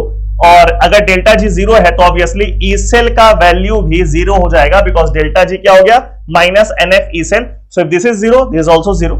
तो ई सेल का वैल्यू 0, तो ये कंडीशन है इक्विलिब्रियम का। ई सेल अगर 0 हो गया तो इक्विलिब्रियम कंडीशन है, और इक्विलिब्रियम कंडीशन में रिएक्शन कोशेंट इक्विलिब्रियम कांस्टेंट के बराबर होता है। This again comes from chemical equilibrium. और यहां पे इस नस्ट इक्वेशन में इस ई सेल के जगह आप 0 पुट कर दिए और इस क्यू की जगह के ई क्यू पुट कर दिए, तो सॉल्व करके यू गेट दिस इक्वेशन, जहां से अगर क्वेश्चन में आपको ई नॉट सेल का वैल्यू दिया है तो आप इक्विलिब्रियम कांस्टेंट या वाइस वर्सा कैलकुलेट कर सकते हैं। ये वाले इक्वेशन को आप चाहो तो याद कर सकते हो, एज सच हम बहुत याद करने के फेवर में नहीं रहते, बिकॉज नस्ट इक्वेशन हर बच्चे को याद है, और वहां पे आपको सिर्फ पुट करना है ई सेल के जगह 0 और क्यू के जगह के इक्विलिब्रियम, और आप तुरंत इस इक्वेशन में पहुंच जाएंगे।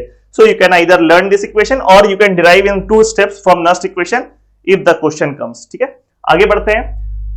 अब हम लोग इलेक्ट्रोकेमिकल सेल का बात हो गया, हम लोग इलेक्ट्रोलाइटिक सेल के बारे में बात करते हैं। शुरू में आप लोग को हम बताए इलेक्ट्रोलाइटिक सेल क्या होता है, तो वहां पर इलेक्ट्रिकल एनर्जी केमिकल एनर्जी में कन्वर्ट करता है। इलेक्ट्रोकेमिकल सेल का उल्टा होता है, यहां जो रिडॉक्स रिएक्शन होगा वो स्पॉन्टेनियस नहीं होगा, उसको बिजली देकर, इलेक्ट्रिसिटी देकर हम लोग को एग्जीक्यूट करवाना है, ठीक है। तो ये फोटो आप देख रहे होंगे, इस फोटो को कई बार आप देखेंगे पहले। तो इसमें क्या होता है, एक एनोड एक कैथोड है, एक सॉल्यूशन लिया हुआ है नीचे में, एनोड में फिर से ऑक्सीडेशन होगा, कैथोड में फिर से रिडक्शन होगा, और वो इसीलिए होगा बिकॉज यहां पे जब आप स्विच को क्लोज करेंगे तो यहां पे देखो बैटरी लगा हुआ है जहां से इलेक्ट्रिसिटी मिलेगा इसको केमिकल रिएक्शन होने के लिए। जैसे अगर यहां पे हम NaCl मोल्टेन लेते हैं, मोल्टेन इसलिए ले रहे हैं बिकॉज एक्वस अगर यहां पे हम लेते पानी तो पानी भी इंटरफेयर कर सकता था, जिसका बात करेंगे थोड़ा देर में। तो यहां पे हम लिए मोल्टेन, पिघला हुआ NaCl है, मतलब कि यहां पे सिर्फ Na+ है और सिर्फ Cl- है और कोई दूसरा कंपोनेंट प्रेजेंट नहीं है। तो कैथोड, कैथोड मतलब ये नेगेटिवली चार्ज इलेक्ट्रोड, इसके तरफ जाएगा Na+, ये NaCl में Na+ है, Cl- है, तो this Na+ will approach the cathode negatively charge electrode, और वहां पे होने वाला है रिडक्शन। तो रिडक्शन में Na+ इलेक्ट्रॉन को गेन करेगा, Na में कन्वर्ट कर देगा, gain of electron is reduction. और एनोड में होगा ऑक्सीडेशन, तो वहां पे जाएगा कौन, एनोड में Cl- जाएगा इसमें से, और Cl- ऑक्सीडाइज करेगा, Cl2 गैस बनाएगा, साथ में इलेक्ट्रॉन को रिलीज कर देगा। So this is the reaction that takes place in cathode, this is the reaction that takes place in anode, ठीक है। तो रिएक्शन क्या हुआ इस केस में तो क्लियर हो गया। फैराडे का लॉ हम लोग को बताता है कि उस रिएक्शन में यानी इलेक्ट्रोलिसिस में जो भी चीज इलेक्ट्रोड्स में डिपॉजिट होगा उसका अमाउंट क्या होगा, अमाउंट के बारे में बात करता है। तो इसमें 2 लॉ है। पहला लॉ है कि कोई भी सब्सटेंस जो इलेक्ट्रोड में डिपॉजिट हो रहा है उसका वजन, दिस W इज वेट, उसका वजन is proportional to the charge which is delivered by this battery, यानी कि बैटरी से जितना चार्ज मिल रहा है, जितना ज्यादा चार्ज मिलेगा उतना ज्यादा वजन डिपॉजिट होगा, ठीक है। और दूसरा है W is proportional to E, where again W is weight and E is equivalent mass of the substance, यानी कि कितना ज्यादा वजन डिपॉजिट होगा जितना इक्विवेलेंट मास है उस सब्सटेंस का, और इक्विवेलेंट मास का वैल्यू है atomic mass divide by number of moles of electrons. ये वाला इक्वेशन को भी आप ध्यान रखेंगे, that equivalent mass is equals to atomic mass of that thing divide by number of moles of electrons. और पहले भी आप लोगों को हम ये बात बता चुके हैं कि एक मोल इलेक्ट्रॉन कितना कैरी करता है, 96500 कूलम चार्ज कैरी करता है। So number of moles of electrons will be net charge जो कि इस बैटरी से निकला डिवाइड बाय 96500, है ना। बहुत बेसिक सा न्यूट्री मेथड है कि अगर 96500 कूलम लेंगे तो एक मोल इलेक्ट्रॉन होगा, तो अगर Q अमाउंट ऑफ चार्ज लेंगे तो number of moles of electrons कितना होगा, Q डिवाइड बाय 96500। ये है number of moles of electron जो कि इस बैटरी से निकलेगा। तो ये दोनों स्टेटमेंट आप याद रखेंगे, that weight of substance is proportional to the charge passed through the electrolytic cell, and weight of substance if the amount of charge passed from two or more electrolytic cell is same, then weight of substance deposited is proportional to equivalent mass of the substance। ठीक है, ये number of moles of electrons कैसे निकालेंगे ये अब देखो। यहाँ पे जैसे मान लीजिए सोडियम एक इलेक्ट्रॉन को लेकर के Na पे रिड्यूस कर रहा है, तो इस केस में आप देखो तो number of moles of electrons कैसे निकालोगे, तो चार्ज डिवाइड बाय 96500 जो जस्ट बताया आप लोगों को, और क्योंकि यहाँ पे 1:1 का रेशियो है तो जितना नंबर ऑफ मोल्स इलेक्ट्रॉन्स का होगा उतना ही नंबर ऑफ मोल्स सोडियम का डिपॉजिट करेगा, और सोडियम का एटॉमिक मास कितना है 23, तो इसका वजन कितना डिपॉजिट किया 23 मल्टीप्लाइड बाय n। बहुत बेसिक सा चीज है, इस तरीके से न्यूमेरिकल आप सॉल्व कर सकते हैं कि अगर आपको Q का वैल्यू दिया हुआ है तो इस इक्वेशन को यूज करके आप number of moles of electrons निकालेंगे, वहां से आप number of moles of sodium निकालेंगे और उसके एटॉमिक वेट से मल्टीप्लाई करके आप क्या निकाल लेंगे कि कितना वजन सोडियम का डिपॉजिट किया है। ठीक है, कई बार ऐसा हो सकता है कि क्वेश्चन में Q नहीं दिया रहेगा, करंट दिया हुआ रहेगा और टाइम दिया हुआ रहेगा, तो आपको पता है I multiplied by T is equals to Q, तो अगर करंट और टाइम दिया हुआ है तो उसको भी आप मल्टीप्लाई करके चार्ज वहां से निकाल सकते हैं। ध्यान ये रखना है कि करंट इन एम्पियर और time should be in seconds to get charge in coulomb, है ना, सब SI यूनिट में होना है, तो इसलिए टाइम जो आप लोगे इस केस में वो किस चीज में लोगे, वो लोगे आप सेकेंड्स में। ठीक है, Mg2 + 2 इलेक्ट्रॉन Mg सॉलिड, इस केस में क्या हुआ, यहां पे स्टोइकियोमेट्रिक कोएफिशिएंट 2 है तो यहां पे 1 है, तो इसका नंबर ऑफ मोल्स जो आया है उसको हाफ आप करोगे तब इसका नंबर ऑफ मोल्स निकलेगा और फिर वहां से वजन निकल करके आएगा। एल्युमिनियम का केस यही कुछ एग्जांपल्स है, एल्युमिनियम वाले केस में यहां पे 3 आ गया स्टोइकियोमेट्रिक कोएफिशिएंट, यहां 1 है, तो इसका नंबर ऑफ मोल्स निकालने के बाद उसको 1/3 से मल्टीप्लाई करोगे तब जाकर के वहां पे निकल के आएगा। तो जैसा भी रिएक्शन आपके सामने रहेगा उसमें सिर्फ आपको क्या देखना है, इलेक्ट्रॉन का स्टोइकियोमेट्रिक कोएफिशिएंट और साथ में जो भी चीज डिपॉजिट हो रहा है उसका स्टोइकियोमेट्रिक कोएफिशिएंट और नंबर ऑफ मोल्स उसी रेशियो में रहेगा, और वहां से आप वजन निकालेंगे किसी भी चीज का जो डिपॉजिट करने वाला है। ठीक है, तो ये तो हो गया क्वांटिटेटिव एस्पेक्ट ऑफ इलेक्ट्रोलिसिस, यानी कि कितना क्वांटिटी डिपॉजिट कर रहा है उसके बारे में बात। शुरू में आप लोगों को एक बात हम बोले थे यहाँ पे कि ये मोल्टेन स्टेट में है इसलिए कोई कंपटीशन नहीं है, यहाँ पे सोडियम जो है वो रिड्यूस कर रहा है, क्लोराइड ऑक्सीडाइज कर रहा है, लेकिन अगर वहां पे एक्वस होता, अगर वहां पे पानी होता तो H2O भी इंटरफेयर करता रिएक्शन में, H2O भी ऑक्सीडेशन रिडक्शन करना चाहता, उसके बारे में बात करेंगे। And the topic is products of electrolysis, कि एक्चुअली बनेगा क्या, एक्वस सॉल्यूशन रहेगा तो कैथोड और एनोड में जो प्रोडक्ट बनेगा वो बनेगा क्या। तो यहां पे देखिए कुछ बात लिखें, इन एक्वस मीडियम में अगर आप रिडक्शन करने का बात करते हैं, यानी कहां का बात कर रहे हैं आप बात कर रहे हैं कैथोड का। रिडक्शन कहां पे होता है, कैथोड में होता है। तो कैथोड में अगर आपको रिडक्शन करना है तो कौन रिड्यूस करेगा, it depends on the value of E0 reduction potential, standard reduction potential, जो थोड़ा देर पहले हम लोग बात किए थे E0 रिडक्शन, वो डिसाइड करेगा कि एक्चुअली रिड्यूस करेगा कौन। तो यह एक बेसिक सा फंडा याद रखना कि कोई भी अल्कली मेटल या अल्कलाइन अर्थ मेटल का अगर कैटायन है तो उससे ज्यादा होता है H2O का रिडक्शन पोटेंशियल, तो वैसे केस में ये मेटल कैटायन रिड्यूस नहीं करेगा बल्कि H2O रिड्यूस करेगा, और H2O रिड्यूस करके किस में जाएगा, तो H2O रिड्यूस करके बनाएगा H2 रिएक्शन, अभी थोड़ा देर में देखेंगे हम लोग। ठीक है, लेकिन अगर इन अल्कली मेटल या अल्कलाइन अर्थ मेटल के अलावा कोई और कैटायन रहा तो उसका रिडक्शन पोटेंशियल H2O से देखो ज्यादा है, तो इस वैसे केस में H2O रिड्यूस नहीं करेगा बल्कि वो कैटायन रिड्यूस करेगा जो प्रेजेंट है उस सॉल्यूशन में। ठीक है, यहां पे कुछ एग्जांपल भी हम लिख दिए alkali metal alkaline earth metals का, तो ये वाला पॉइंट आप ध्यान रखेंगे कि ये रिडक्शन के लिए प्रेफरेंस ऐसा कुछ रहने वाला है। ठीक है, वहीं ऑक्सीडेशन का बात करें तो ऑक्सीडेशन कहां पर होता है, ऑक्सीडेशन होता है एनोड में। एनोड का बात करें, वहां पे जा कौन रहा है, एनायन, ध्यान रखना, एनोड में जाता है एनायन और कैथोड में जाता है कैटायन। ठीक है, तो एनोड में चला गया एनायन। अब एनायन में H2O से पीछे जो E0 ऑक्सीडेशन का बात हो रहा है उसमें कौन कौन है, उसमें फ्लोराइड है और सल्फेट है, यानी कि फ्लोराइड या सल्फेट हुआ एक्वस मीडियम में तो H2O ऑक्सीडाइज करेगा, ये ऑक्सीडाइज नहीं करेगा। लेकिन अगर क्लोराइड, ब्रोमाइड या आयोडाइड है तो उसका E0 ऑक्सीडेशन का वैल्यू H2O से ज्यादा है, यानी कि उसको हम लोग प्रीफर करेंगे for oxidation instead of H2O। तो ये बेसिक सीरीज आप नोट डाउन कर लो, इसको हम लोग यूज करके एक दो इलेक्ट्रोलिसिस का प्रोडक्ट निकालने की कोशिश करते हैं। इससे देखो NaCl एक्वस है, मोल्टेन नहीं एक्वस है, तो एनोड में कंपटीशन चलेगा क्लोराइड में और साथ में पानी में। तो क्लोराइड और पानी में जीतेगा कौन, क्लोराइड। अभी जस्ट बताया आप लोगों को कि क्लोराइड और पानी में क्लोराइड जीतेगा, तो इसीलिए क्लोराइड को हम लोग देखिए ऑक्सीडाइज किया, ऑक्सीडेशन हुआ यहां पे, ये ऑक्सीडेशन रिएक्शन है क्लोराइड का, ठीक है। वहीं कैथोड में फिर कंपटीशन होगा Na+ और पानी में, और इस बार पानी जीत जाएगा बिकॉज अल्कली मेटल से तो ज्यादा होता है पानी का E0 रिडक्शन। तो H2O will undergo reduction in cathode, और वो H2O का रिडक्शन का ओवरऑल रिएक्शन, इस रिएक्शन को याद रखना, H2 रिड्यूस करके H2 तो बना है, बट साथ में बैलेंस करने के लिए यहां पे H2 बन गया, यहां पे 2 लगाए तो 2OH- यहां पर लिखे, 2 इलेक्ट्रॉन लिखे। आप देखो ये चार्ज वाइज और एटम वाइज पूरा बैलेंस्ड है, ठीक है। तो ये प्रोडक्ट रहेगा इसमें कि एनोड में Cl2 गैस रिलीज होगा और कैथोड में H2 गैस रिलीज होगा, और Na सॉलिड कहीं पर डिपॉजिट नहीं होगा। अगर फैराडे लॉ के हिसाब से क्वेश्चन आता है तो इलेक्ट्रॉन का अगर आप आपको चार्ज का वैल्यू अगर दिया हुआ है तो उसको 96500 से डिवाइड करोगे, number of moles of electrons निकल जाएगा, उसको आप यहां पे पुट करेंगे, उसको आप यहां पर पुट करेंगे, और फिर उसके कॉरस्पॉन्डिंग अगर आपसे पूछ रहा है कि H2 का बताइए कितना मोल्स निकल रहा है, तो इसका जितना नंबर ऑफ मोल्स है 2:1 का रेशियो है, तो इसका नंबर ऑफ मोल्स उसका आधा हो जाएगा, और उस तरीके से आप क्वेश्चन को सॉल्व कर सकते हैं, ठीक है। एक और इलेक्ट्रोलिसिस देखते हैं हम लोग, कॉपर सल्फेट एक्वस। तो इस बार एनोड में सल्फेट यानी कि एनायन वर्सेस पानी, और वो लिस्ट अगर आपको ध्यान में होगा जो इसकी जस्ट पीछे वाले स्लाइड में था, तो H2O का रिडक्शन, H2O का जो एनोड में ऑक्सीडाइज करने का टेंडेंसी E0 ऑक्सीडेशन वो सल्फेट से ज्यादा है, तो यहाँ पे H2O अंडरगोज ऑक्सीडेशन, और H2O ऑक्सीडाइज करके किसमें कन्वर्ट करता है, O2 में। बैलेंस करने के लिए यहाँ पे 2 लगा दिए ऑक्सीजन, अगर यहाँ पे 2 था तो यहाँ 2 लगा दिए, यहाँ पे 4 हाइड्रोजन हो गया, 4H+, 4 इलेक्ट्रॉन, ये बैलेंस हो गया।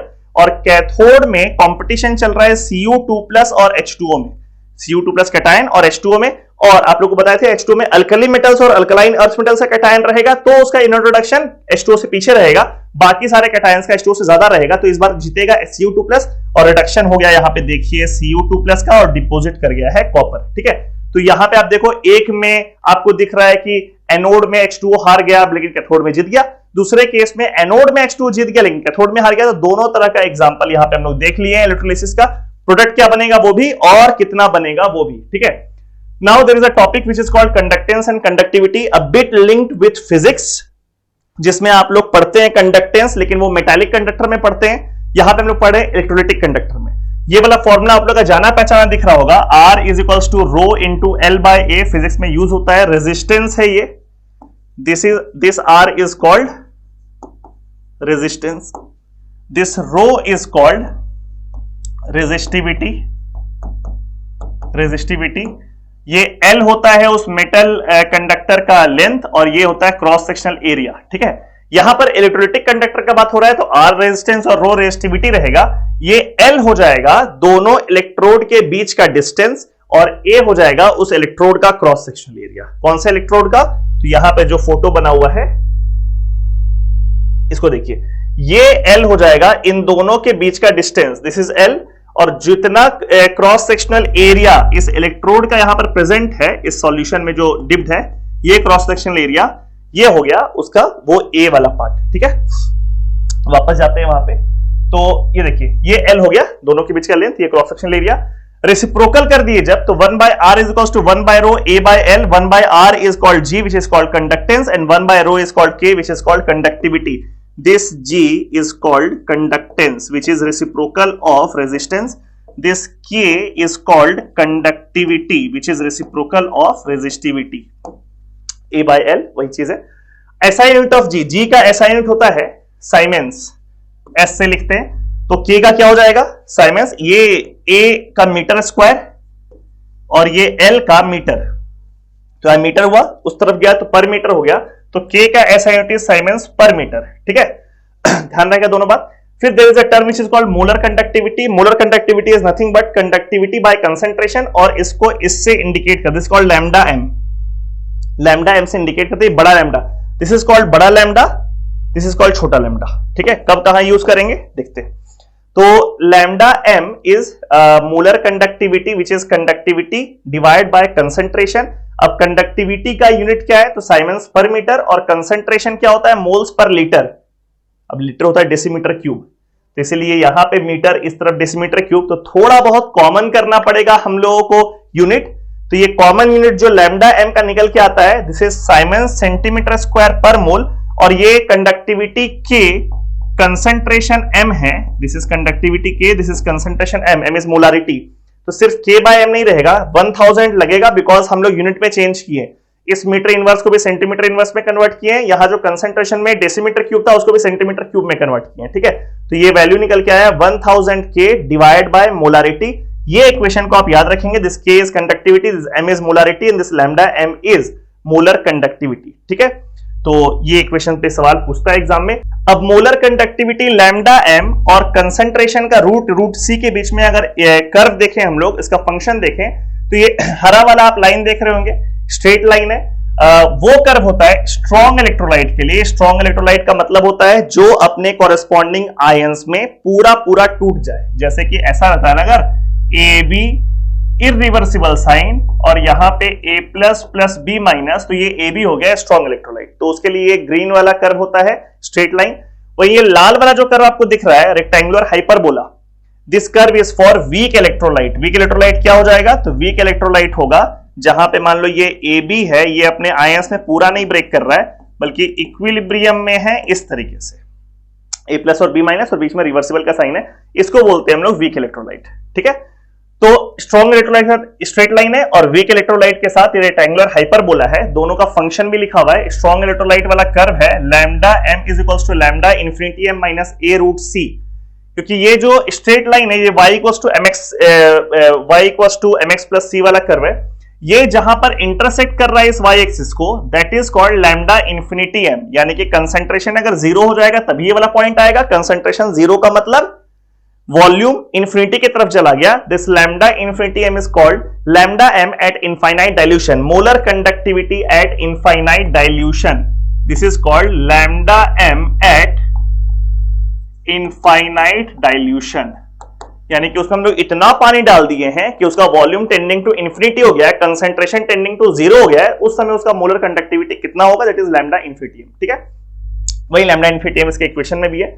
वही जो लाल वाला कर्व है तो रेक्टेंगुलर हाइपरबोला है, और रेक्टेंगुलर हाइपरबोला का इक्वेशन होता है y into X is equals to constant, तो y में है लैम्डा एम, x में रूट अंडर सी, तो lambda M into root under C is equals to constant is the curve for this red one. लाल वाला के साथ एक चक्कर है, वीक इलेक्ट्रोलाइट के साथ एक चक्कर है कि ये वाला कर्व इस y एक्सिस में कहीं कट ही नहीं कर रहा, बिकॉज ये तो रेक्टेंगुलर हाइपरबोला है, इसीलिए इसके लिए हम लोग लैम्डा इन्फिनिटी एम का वैल्यू को इस कर्व से कैलकुलेट नहीं कर पाएंगे। ठीक है, ये जो कर्व है लैम्डा एम और रूट अंडर सी का, this can be used for determination of lambda infinity m for strong electrolyte, but for that weak electrolyte we can't determine lambda infinity m for that weak electrolyte from this curve। तो उसके लिए हम लोग क्या करते हैं, उसके लिए हम लोग पढ़ते हैं कोलरास लॉ, बहुत इंपॉर्टेंट लॉ है। कोलरास लॉ कहता है कि कोई भी इलेक्ट्रोलाइट हो, चाहे वो स्ट्रॉन्ग हो चाहे वो वीक हो, उसका अगर आपको लैम्डा इन्फिनिटी m निकालना है तो उसमें जितना भी आयंस है उसका लैम्डा इन्फिनिटी m निकाल लो और जोड़ दो, और इस पूरे कंपाउंड का लैम्डा इन्फिनिटी एम यानी कि molar conductivity at infinite dilution वो निकल के आ जाएगा। जैसे HCl का बात करो तो lambda infinity m for HCl is lambda infinity m for H plus lambda infinity m for Cl minus. अब यहां पे देखो, यहां डिफरेंस आ गया, ये जो बड़ा वाला लैम्डा ये कंपाउंड के लिए यूज करते हैं, और ये जो छोटा वाला लैम्डा ये आयंस के लिए यूज करते हैं। देखो छोटा वाला लैम्डा है, ये आयंस के लिए यूज करते हैं। अब अगर H2SO4 का बात किया जाए तो इसमें 2 H प्लस है और एक सल्फेट है, तो यानी कि यहाँ पे हम क्या लिखेंगे, इसका lambda infinity m is equals to 2 into lambda infinity m for H plus lambda infinity m for sulphate, क्योंकि H प्लस 2 है तो उसको 2 से 2 स्टोइकियोमेट्रिक कोएफिशिएंट वहां पे रहेगा, उसको 2 बार ऐड करना होगा। ये वीक इलेक्ट्रोलाइट है CH3COH, बट कोलरास लॉ तो सबके लिए एप्लीकेबल है, स्ट्रॉन्ग हो चाहे वीक हो। तो CH3COH के लिए भी हम लोग क्या लिखेंगे, lambda infinity m for acetate plus lambda infinity m for H plus will give you lambda infinity m for acetic acid. So using this Kohlraas law, we can determine lambda infinity m for weak electrolyte। कैसे निकालेंगे, देखो ये है lambda infinity m for acetic acid weak electrolyte, इसमें ये anion है, ये cation है, तो एक काम करो, एक कंपाउंड लेकर के आओ जिसमें ये anion हो और cation कोई और हो, दिख रहा है, और वो स्ट्रांग होना चाहिए। जितना भी लेकर के आया आरएचएस में सबका सब स्ट्रांग इलेक्ट्रोलाइट है। तो ये एनायन रहेगा, कैटायन कोई और रहेगा, तो कैटायन सोडियम लेकर के आ गया। फिर एक दूसरा लेकर के आओ जिसमें ये कैटायन है और एनायन कोई और है, दिख रहा है H+Cl-। और फिर तीसरा में माइनस करो उसके लैम्डा इन्फिनिटियम से जो एक्स्ट्रा आयंस आ गया है। जैसे इसका एनायन और एक एक्स्ट्रा कैटायन है, तो यहां पे एक्स्ट्रा कैटायन कौन है? सोडियम। फिर इसका कैटायन H+ आया और एनायन एक्स्ट्रा लेकर के आया, तो एनायन कौन सा एक्स्ट्रा लेकर के आया? Cl। अब इन दोनों को जोड़ दो तो NaCl एक कंपाउंड मिल गया और उसका लैम्डा इन्फिनिटियम को माइनस कर दो, क्योंकि उसको सब्ट्रैक्ट भी तो करना है आपको आयन को। आपको एसीटेट का लैम्डा इन्फिनिटियम चाहिए, आपको H+ का लैम्डा इन्फिनिटियम चाहिए, देखो दिख रहा है, एसीटेट का भी चाहिए, H+ का भी चाहिए, लेकिन Na+Cl माइनस करो, चाहिए नहीं आपको, तो ये माइनस करके हम लोग ये ओवरऑल एसिटिक एसिड का निकाल लेंगे। तो मान लीजिए आपको एग्जाम में ये दे दिया, ये दे दिया, ये दे दिया और आपसे पूछा lambda infinitium for acetic acid, तो आप आसानी से इस इक्वेशन को यूज करके कैलकुलेट कर सकते हैं। So we can determine lambda infinitium for a weak electrolyte in terms of lambda infinitium for some strong electrolytes. और वो स्ट्रॉन्ग इलेक्ट्रोलाइट को चूज कैसे करेंगे, जो भी हम समझाए, एक बार इसका एनायन कोई और कैटायन, एक बार इसका कैटायन कोई और एनायन, और फिर वो जो एक्स्ट्रा कैटायन आया है उसको मिला के एक कंपाउंड बनाओ और उसके लैम्डा इन्फिनिटियम को ओवरऑल सम से माइनस कर दो। देखिए केमिकल काइनेटिक्स में हम लोग रिएक्शन के स्पीड को डील करते हैं। रिएक्शन क्या होता है? रिएक्टेंट वो कुछ रिएजेंट से रिएक्ट करता है और प्रोडक्ट में कन्वर्ट करता है, ठीक है।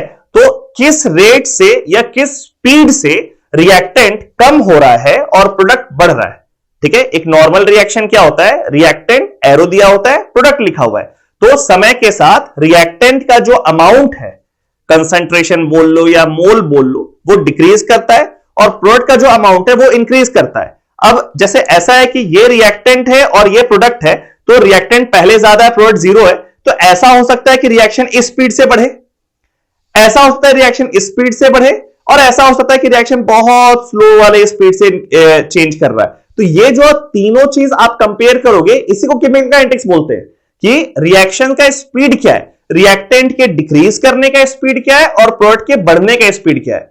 ध्यान दीजिएगा, हम स्पीड बोल रहे हैं, वेलोसिटी नहीं, क्योंकि रेट ऑफ रिएक्शन जो होता है, जो हम लोग केमिकल काइनेटिक्स से पढ़ते हैं, वो एक स्केलर क्वांटिटी है, ये कभी भी नेगेटिव नहीं होता है।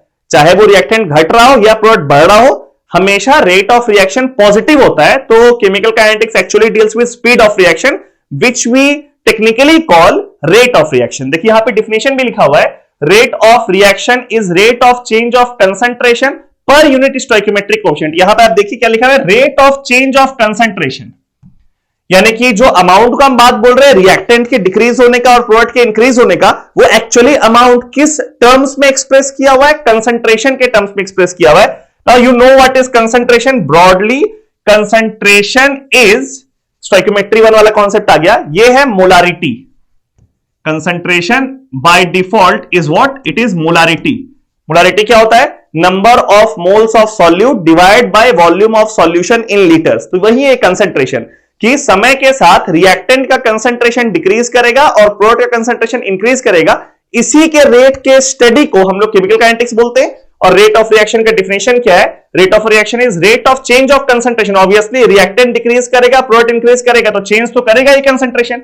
Rate of change of concentration, this line is very important, per unit stoichiometric coefficient. इसको हम एग्जांपल से समझाते हैं।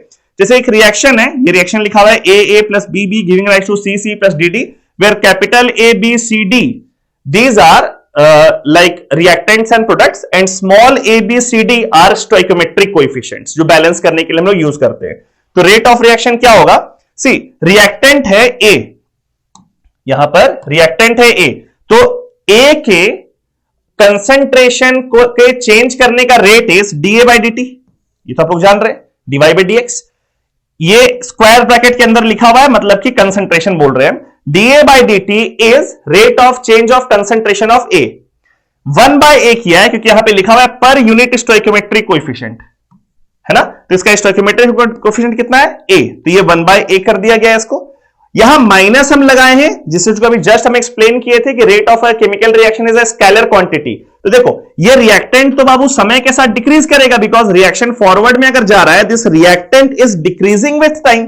So if it is decreasing with time, तो ये dA/dt का वैल्यू तो नेगेटिव होगा, because dA is like change in concentration of A, and if A is decreasing, this dA should be negative.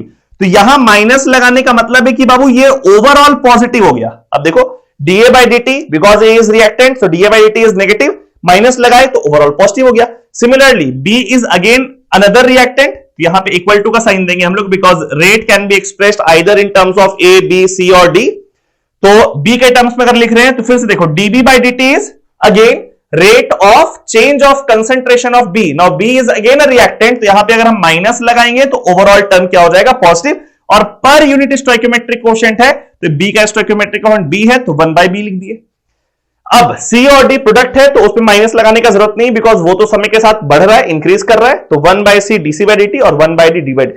ये आप लोगों को लिखने आना चाहिए किसी भी गिवन रिएक्शन का। जैसे मान लो एक रिएक्शन ऐसा लिखा हुआ है 2A plus B giving rise to C, इसके लिए आपको ये इक्वेशन लिखना हो तो आप क्या लिखोगे, यहां पे आप क्या लिखोगे, 1/2 dA by dt minus sign लगाएंगे बिकॉज ये रिएक्टेंट है। यहां पे B का स्टोइकियोमेट्रिक कोएफिशिएंट तो 1 है, तो उसमें कुछ भी डिवाइड करने की जरूरत नहीं, C dB by dt और dC by dt, because C का भी स्टोइकियोमेट्रिक कोएफिशिएंट 1 है। जो भी स्टोइकियोमेट्रिक कोएफिशिएंट रहेगा उससे आप डिवाइड कर देंगे उस पूरे एक्सप्रेशन को, ठीक है। अब यहां पे देखिए दो तरह का रिएक्शन होता है, एक होता है एलिमेंट्री रिएक्शन, एक होता है कॉम्प्लेक्स रिएक्शन। एलिमेंट्री रिएक्शन क्या होता है, सिंगल स्टेप रिएक्शन, यानी कि रिएक्टेंट प्रोडक्ट में कन्वर्ट कर गया एक ही स्टेप में। कॉम्प्लेक्स रिएक्शन क्या होता है कि रिएक्टेंट प्रोडक्ट में कन्वर्ट तो कर रहा है बट बीच में कुछ इंटरमीडिएट्स भी बन रहा है ना। जैसे ऐसा है कि A giving rise to B giving rise to C, तो A से C में कन्वर्जन हो रहा है बट बीच में B भी बन रहा है, तो B क्या हो गया, B हो गया इंटरमीडिएट। ये हो गया कॉम्प्लेक्स रिएक्शन। एलिमेंट्री रिएक्शन बस एक सिंगल स्टेप है, और कॉम्प्लेक्स रिएक्शन उसमें सिंगल स्टेप नहीं है, वो मल्टी स्टेप रिएक्शन है और बीच में क्या फॉर्म कर रहा है, इंटरमीडिएट फॉर्म कर रहा है, ठीक है। आगे बढ़ते हैं। हाँ, एक जो कॉम्प्लेक्स रिएक्शन होता है उसमें एक से ज्यादा स्टेप होता है, मल्टी स्टेप रिएक्शन है। उसमें जो सबसे स्लोएस्ट स्टेप होता है, जो सबसे धीरे स्टेप होता है, उसको हम लोग कहते हैं रेट डिटरमाइनिंग स्टेप, क्योंकि ओवरऑल रिएक्शन का जो रेट है वो उसी स्टेप पर डिपेंडेंट होता है। आप खुद सोचिए, जैसे मान लीजिए कि एक रिएक्शन चल रहा है A arrow B arrow C, ठीक है। इसमें क्या हो रहा है, यहां A से B जाने का जो रेट है वो स्लो है, लेकिन B से जो C जाने का रेट है वो बहुत फास्ट है। तो रिएक्शन का ओवरऑल रेट किस स्टेप पर डिपेंड करेगा, ऑब्वियसली फर्स्ट स्टेप पे, बिकॉज ये वाला स्टेप जितना धीरे होगा B तो उतना ही धीरे बनेगा। ये अलग बात है कि ये फास्ट है तो B बनते के साथ कंज्यूम हो जाएगा, बट अल्टीमेटली B के बनने का रेट अगर स्लो है तो ओवरऑल रिएक्शन तो स्लो ही रहेगा। ये बिल्कुल वैसा ही हो गया कि अगर आप प्रैक्टिकली कोई एक चीज देखो कि कोई एक चीज का मैन्युफैक्चरिंग हो रहा है, कोई भी एक चीज बन रहा है, तो उसमें 2-3 स्टेप्स इन्वॉल्व है। अब उसमें कोई एक स्टेप है जो बहुत धीरे हो रहा है, तो ऑब्वियसली प्रोडक्ट जो बनेगा वो तो धीरे ही ना बनेगा। प्रोडक्ट अगर आपको फास्ट बनाना है तो सारा स्टेप फास्ट होना चाहिए। कोई स्टेप भी अगर स्लो हो गया तो क्या होगा, वो स्टेप बहुत धीरे हो रहा है तो अल्टीमेटली उसके बाद का स्टेप फास्ट हो सकता है, बट क्योंकि ये स्टेप धीरे हो रहा है तो वो मजबूरी में उसको धीरे होना पड़ जाएगा और अल्टीमेटली प्रोडक्ट का फॉर्मेशन धीरे होगा। तो रेट डिटरमाइनिंग स्टेप का डेफिनेशन है, slowest step in a complex reaction in RDS is RDS. RDS is short form of rate determining step and rate of overall reaction depends on that step. उसी step पर dependent होगा, ठीक है। Now there is a term which is called rate law, बहुत काम का है, इस एग्जाम में क्वेश्चन ही पूछता है रेट लॉ से। Rate law is equation use for calculating rate of reaction. देखना, ध्यान देना इसमें। जैसे एक रिएक्शन है A plus B giving rise to product, ठीक है। तो प्रोडक्ट से कोई मतलब नहीं है, रिएक्टेंट के कंसंट्रेशन पर रेट डिपेंड करता है। कैसा लिखा हुआ है यहां पे देखो, rate is proportional to concentration of A raise to the power X। Raise to the power A जरूरी नहीं है, कुछ और भी टर्म हो सकता है। Concentration of B raise to the power Y। अब बोलेंगे सर ये टर्म X और Y कैसे अलग हो गया A और B से, क्योंकि जरूरी नहीं है बाबू कि ये वाला रिएक्शन एलिमेंट्री हो। हां, अगर ये रिएक्शन एलिमेंट्री होगा तब तो पक्का ये A और B होगा, but if the reaction is complex तो ये कुछ भी हो सकता है। X और Y का वैल्यू A और B के बराबर भी हो सकता है और उससे अलग भी हो सकता है, ठीक है। ये समझना है कि rate of a reaction is this is basically law of mass action. ये आप लोग क्लास 11th में ही पढ़े होंगे when you were studying chemical equilibrium, और वहां पे इक्विलिब्रियम कांस्टेंट निकाल रहे थे कि किसी भी स्टेप का जो रेट होता है it is proportional to concentration of reactant raise to the power stoichiometric coefficient. वहां पे हम लोग पढ़ते हैं स्टोइकियोमेट्रिक कोएफिशिएंट, क्यों, बिकॉज हम लोग केमिकल इक्विलिब्रियम पढ़े थे with respect to elementary reaction. तो अगर ये रिएक्शन एलिमेंट्री होता तो ये ए और बी ही आप यहां पर लिखते हैं, क्यों? बट अगर ये रिएक्शन कॉम्प्लेक्स है तब यहां पे एक्स और वाई का जो वैल्यू है वो ए और बी के बराबर भी हो सकता है और उससे अलग भी हो सकता है। ये नोट डाउन कर लेना है। यहां पे प्रोपोर्शनल साइन को हटाए तो एक कांस्टेंट ऑफ प्रोपोर्शनलिटी आ गया के, विच इज कॉल्ड रेट कांस्टेंट। ठीक है, रेट कांस्टेंट का यूनिट आप बहुत कंफर्टेबली इसमें यूनिट्स का वैल्यू को पुट करके निकाल सकते हैं, बट आई वुड सजेस्ट कि आप ये वाला फॉर्मूला याद रखो। फॉर्मूला क्या है यूनिट का? Moles per litre to the power 1 minus N per second. यहां पे एन होता है order of reaction, very important. ये किसी भी रेट कांस्टेंट के का एक जनरल यूनिट है, moles per litre to the power 1 minus N per second. यहां पे एन होता है ऑर्डर ऑफ रिएक्शन। क्या होता है ऑर्डर ऑफ रिएक्शन अभी जस्ट देखेंगे हम लोग। ठीक है, तो रेट को एक्सप्रेस कर दी के A to the power X B to the power Y. यहां पे जो x है this is called order of reaction with respect to a and y is called order of reaction with respect to b। ठीक है, और x plus y हो गया overall. देखो यहां पे लिखा हुआ है order of reaction with respect to a is x, order of reaction with respect to b is y and overall order is x plus y। Board पे मोटा मोटी चीज हम लिख दिए, जैसे यहां पे हम लिख भी दिए x and y may or may not be equal to x and y। यहां थोड़ा सा गड़बड़ हो गया, x and y may or may not be equal to a and b होना चाहिए, A एंड B। ठीक है, तो A एंड B के इक्वल कब होगा? तो पक्का इक्वल हो जाएगा जब एलिमेंट्री है, लेकिन अगर कॉम्प्लेक्स है तो इक्वल हो भी सकता है और नहीं भी हो सकता है। ठीक है, ओवरऑल ऑर्डर ऑफ रिएक्शन क्या हो जाएगा? x प्लस वाई, दोनों के पावर्स को जोड़ देंगे और वही n है। This x plus Y is actually n, जो n हम यहां पर यूज किए हैं unit of reaction, unit of K के लिए moles per litre to the power 1 minus N per second, where n is order of reaction. इस पे भी एग्जाम में सवाल आपसे पूछ सकता है। ठीक है, आगे बढ़ते हैं। जैसे ये रिएक्शन को देखिए, ये एलिमेंट्री रिएक्शन है। यहां पे हम समझा रहे हैं वही वाला चीज कि रेट लॉ कैसे लिखेंगे। ये एक एलिमेंट्री रिएक्शन है, लिखा हुआ है ब्रैकेट में, तो सीधे आप रेट लॉ लिख दिए K a to the power 2 because यहां पे 2 है, and b to the power 1, तो यहां पे 1 लिख दिए, एंड ओवरऑल ऑर्डर कितना हो गया? 3, 2 प्लस 1 3। तो वहां पे आप n के जगह, अगर यहां पे n के जगह 3 पुट कर देंगे, you'll get unit of K for this reaction। अगर ये complex reaction है, if this reaction is a complex reaction, तो in that case you need proper mechanism to write the rate law। तो यहां देखो हम एक mechanism लिखे, अपने मन से एक mechanism लिख दिए, क्वेश्चन में दिया रहेगा आपको। ठीक है, ये दोनों, इसका 2 स्टेप है, this step 1, this step 2 of this overall reaction. कैसे पता चलेगा कि इसी का है? दोनों को आप ऐड करो, देखो ये आ जाएगा। दोनों को आप ऐड करोगे, देखो d कैंसिल आउट हो जाएगा, तो 2a plus b giving rise to c आ जाएगा। दोनों को ऐड करने पे ये रिएक्शन। सो इसका एक प्रोबेबल मैकेनिज्म ये हो सकता है जिसमें ये d जो है यही इंटरमीडिएट है बाबू, जो ओवरऑल रिएक्शन में तो नहीं दिख रहा है आपको, बट बीच में देखो बन रहा है, खर्च भी हो जा रहा है, इसे क्या बोलते हैं लोग? इंटरमीडिएट। अब क्योंकि ये 2 स्टेप का मैकेनिज्म है, तो ऑब्वियसली दोनों में कोई एक स्टेप स्लो स्टेप होगा, that will be called RDS, rate determining step. यहां ब्रैकेट में RDS पहला वाला स्टेप दिया हुआ है, मतलब कि ये जो स्टेप है ये स्लो स्टेप है दोनों में। तो आपका जो रेट है वो सिर्फ इसी स्टेप पर डिपेंडेंट होगा। तो आप जो रेट लॉ यहां पर लिख रहे हैं, जो आप एलिमेंट्री में लगा रहे हैं, आप सिर्फ इस रिएक्शन पे लगा दो। आपको दूसरे वाले रिएक्शन से कोई मतलब नहीं है, आप सिर्फ इस पे लगा दो। तो इस पे लगाओ तो A का आपको स्टोइकियोमेट्रिक कोएफिशिएंट 1 दिख रहा है, B का भी स्टोइकियोमेट्रिक कोएफिशिएंट 1 दिख रहा है। तो इस बार क्या लिखोगे? Rate equals to K a to the power 1 and b to the power 1, because A का स्टोइकियोमेट्री 1, B का 1। तो यहां पे आपको दिख रहा है कि जैसे ये वाला इक्वेशन आप लिखते, यहां पे देखो एलिमेंट्री में तो a स्क्वायर b1 है, बट यहां पे a का स्क्वायर नहीं आया, a1 आया b1 आया, तो x का वैल्यू a के बराबर नहीं हुआ, बट y का वैल्यू b के बराबर हो गया। यही बोल रहे कॉम्प्लेक्स रिएक्शन में you should know or the mechanism should be given in order to write the rate law, but in case of elementary you can straight away write the rate law। Complex वाले case में आप straight away rate law नहीं लिख सकते। कैसे लिखोगे? आपको तो पता ही नहीं है कि RDS वाले स्टेप में A का स्टोइकियोमेट्रिक कोएफिशिएंट 2 है कि नहीं है। जैसे इस केस में RDS वाले स्टेप में A का स्टोइकियोमेट्रिक कोएफिशिएंट 1 है, इसलिए। ठीक है, तो the mechanism will be given and RDS वाले स्टेप में आप वही इक्वेशन को लगाएंगे, you'll get the rate law for a complex reaction। ठीक है, so next topic is मॉलिक्युलरिटी।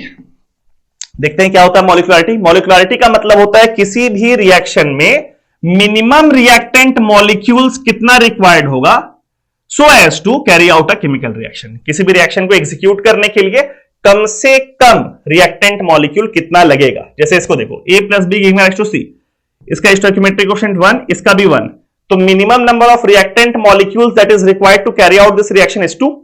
1 for A and 1 for B, so molecularity is 2 for this reaction. अब अगर ये रिएक्शन आपको दिया है 2a plus 4b giving rise to 2c, तो यहां पे आप मोलिकुलरिटी में ये नहीं बोल दोगे सर 2 प्लस 4 कर दो, क्यों? बिकॉज ये रिएक्शन में हम क्या लिख रहे हैं, मिनिमम। मिनिमम कितना चाहिए? मिनिमम निकालने के लिए क्या करना होगा, ये रिएक्शन का जो भी स्टोइकियोमेट्रिक कोएफिशिएंट है उसको मिनिमम इंटीग्रल रेशियो वाले फॉर्म में एक्सप्रेस करना होगा।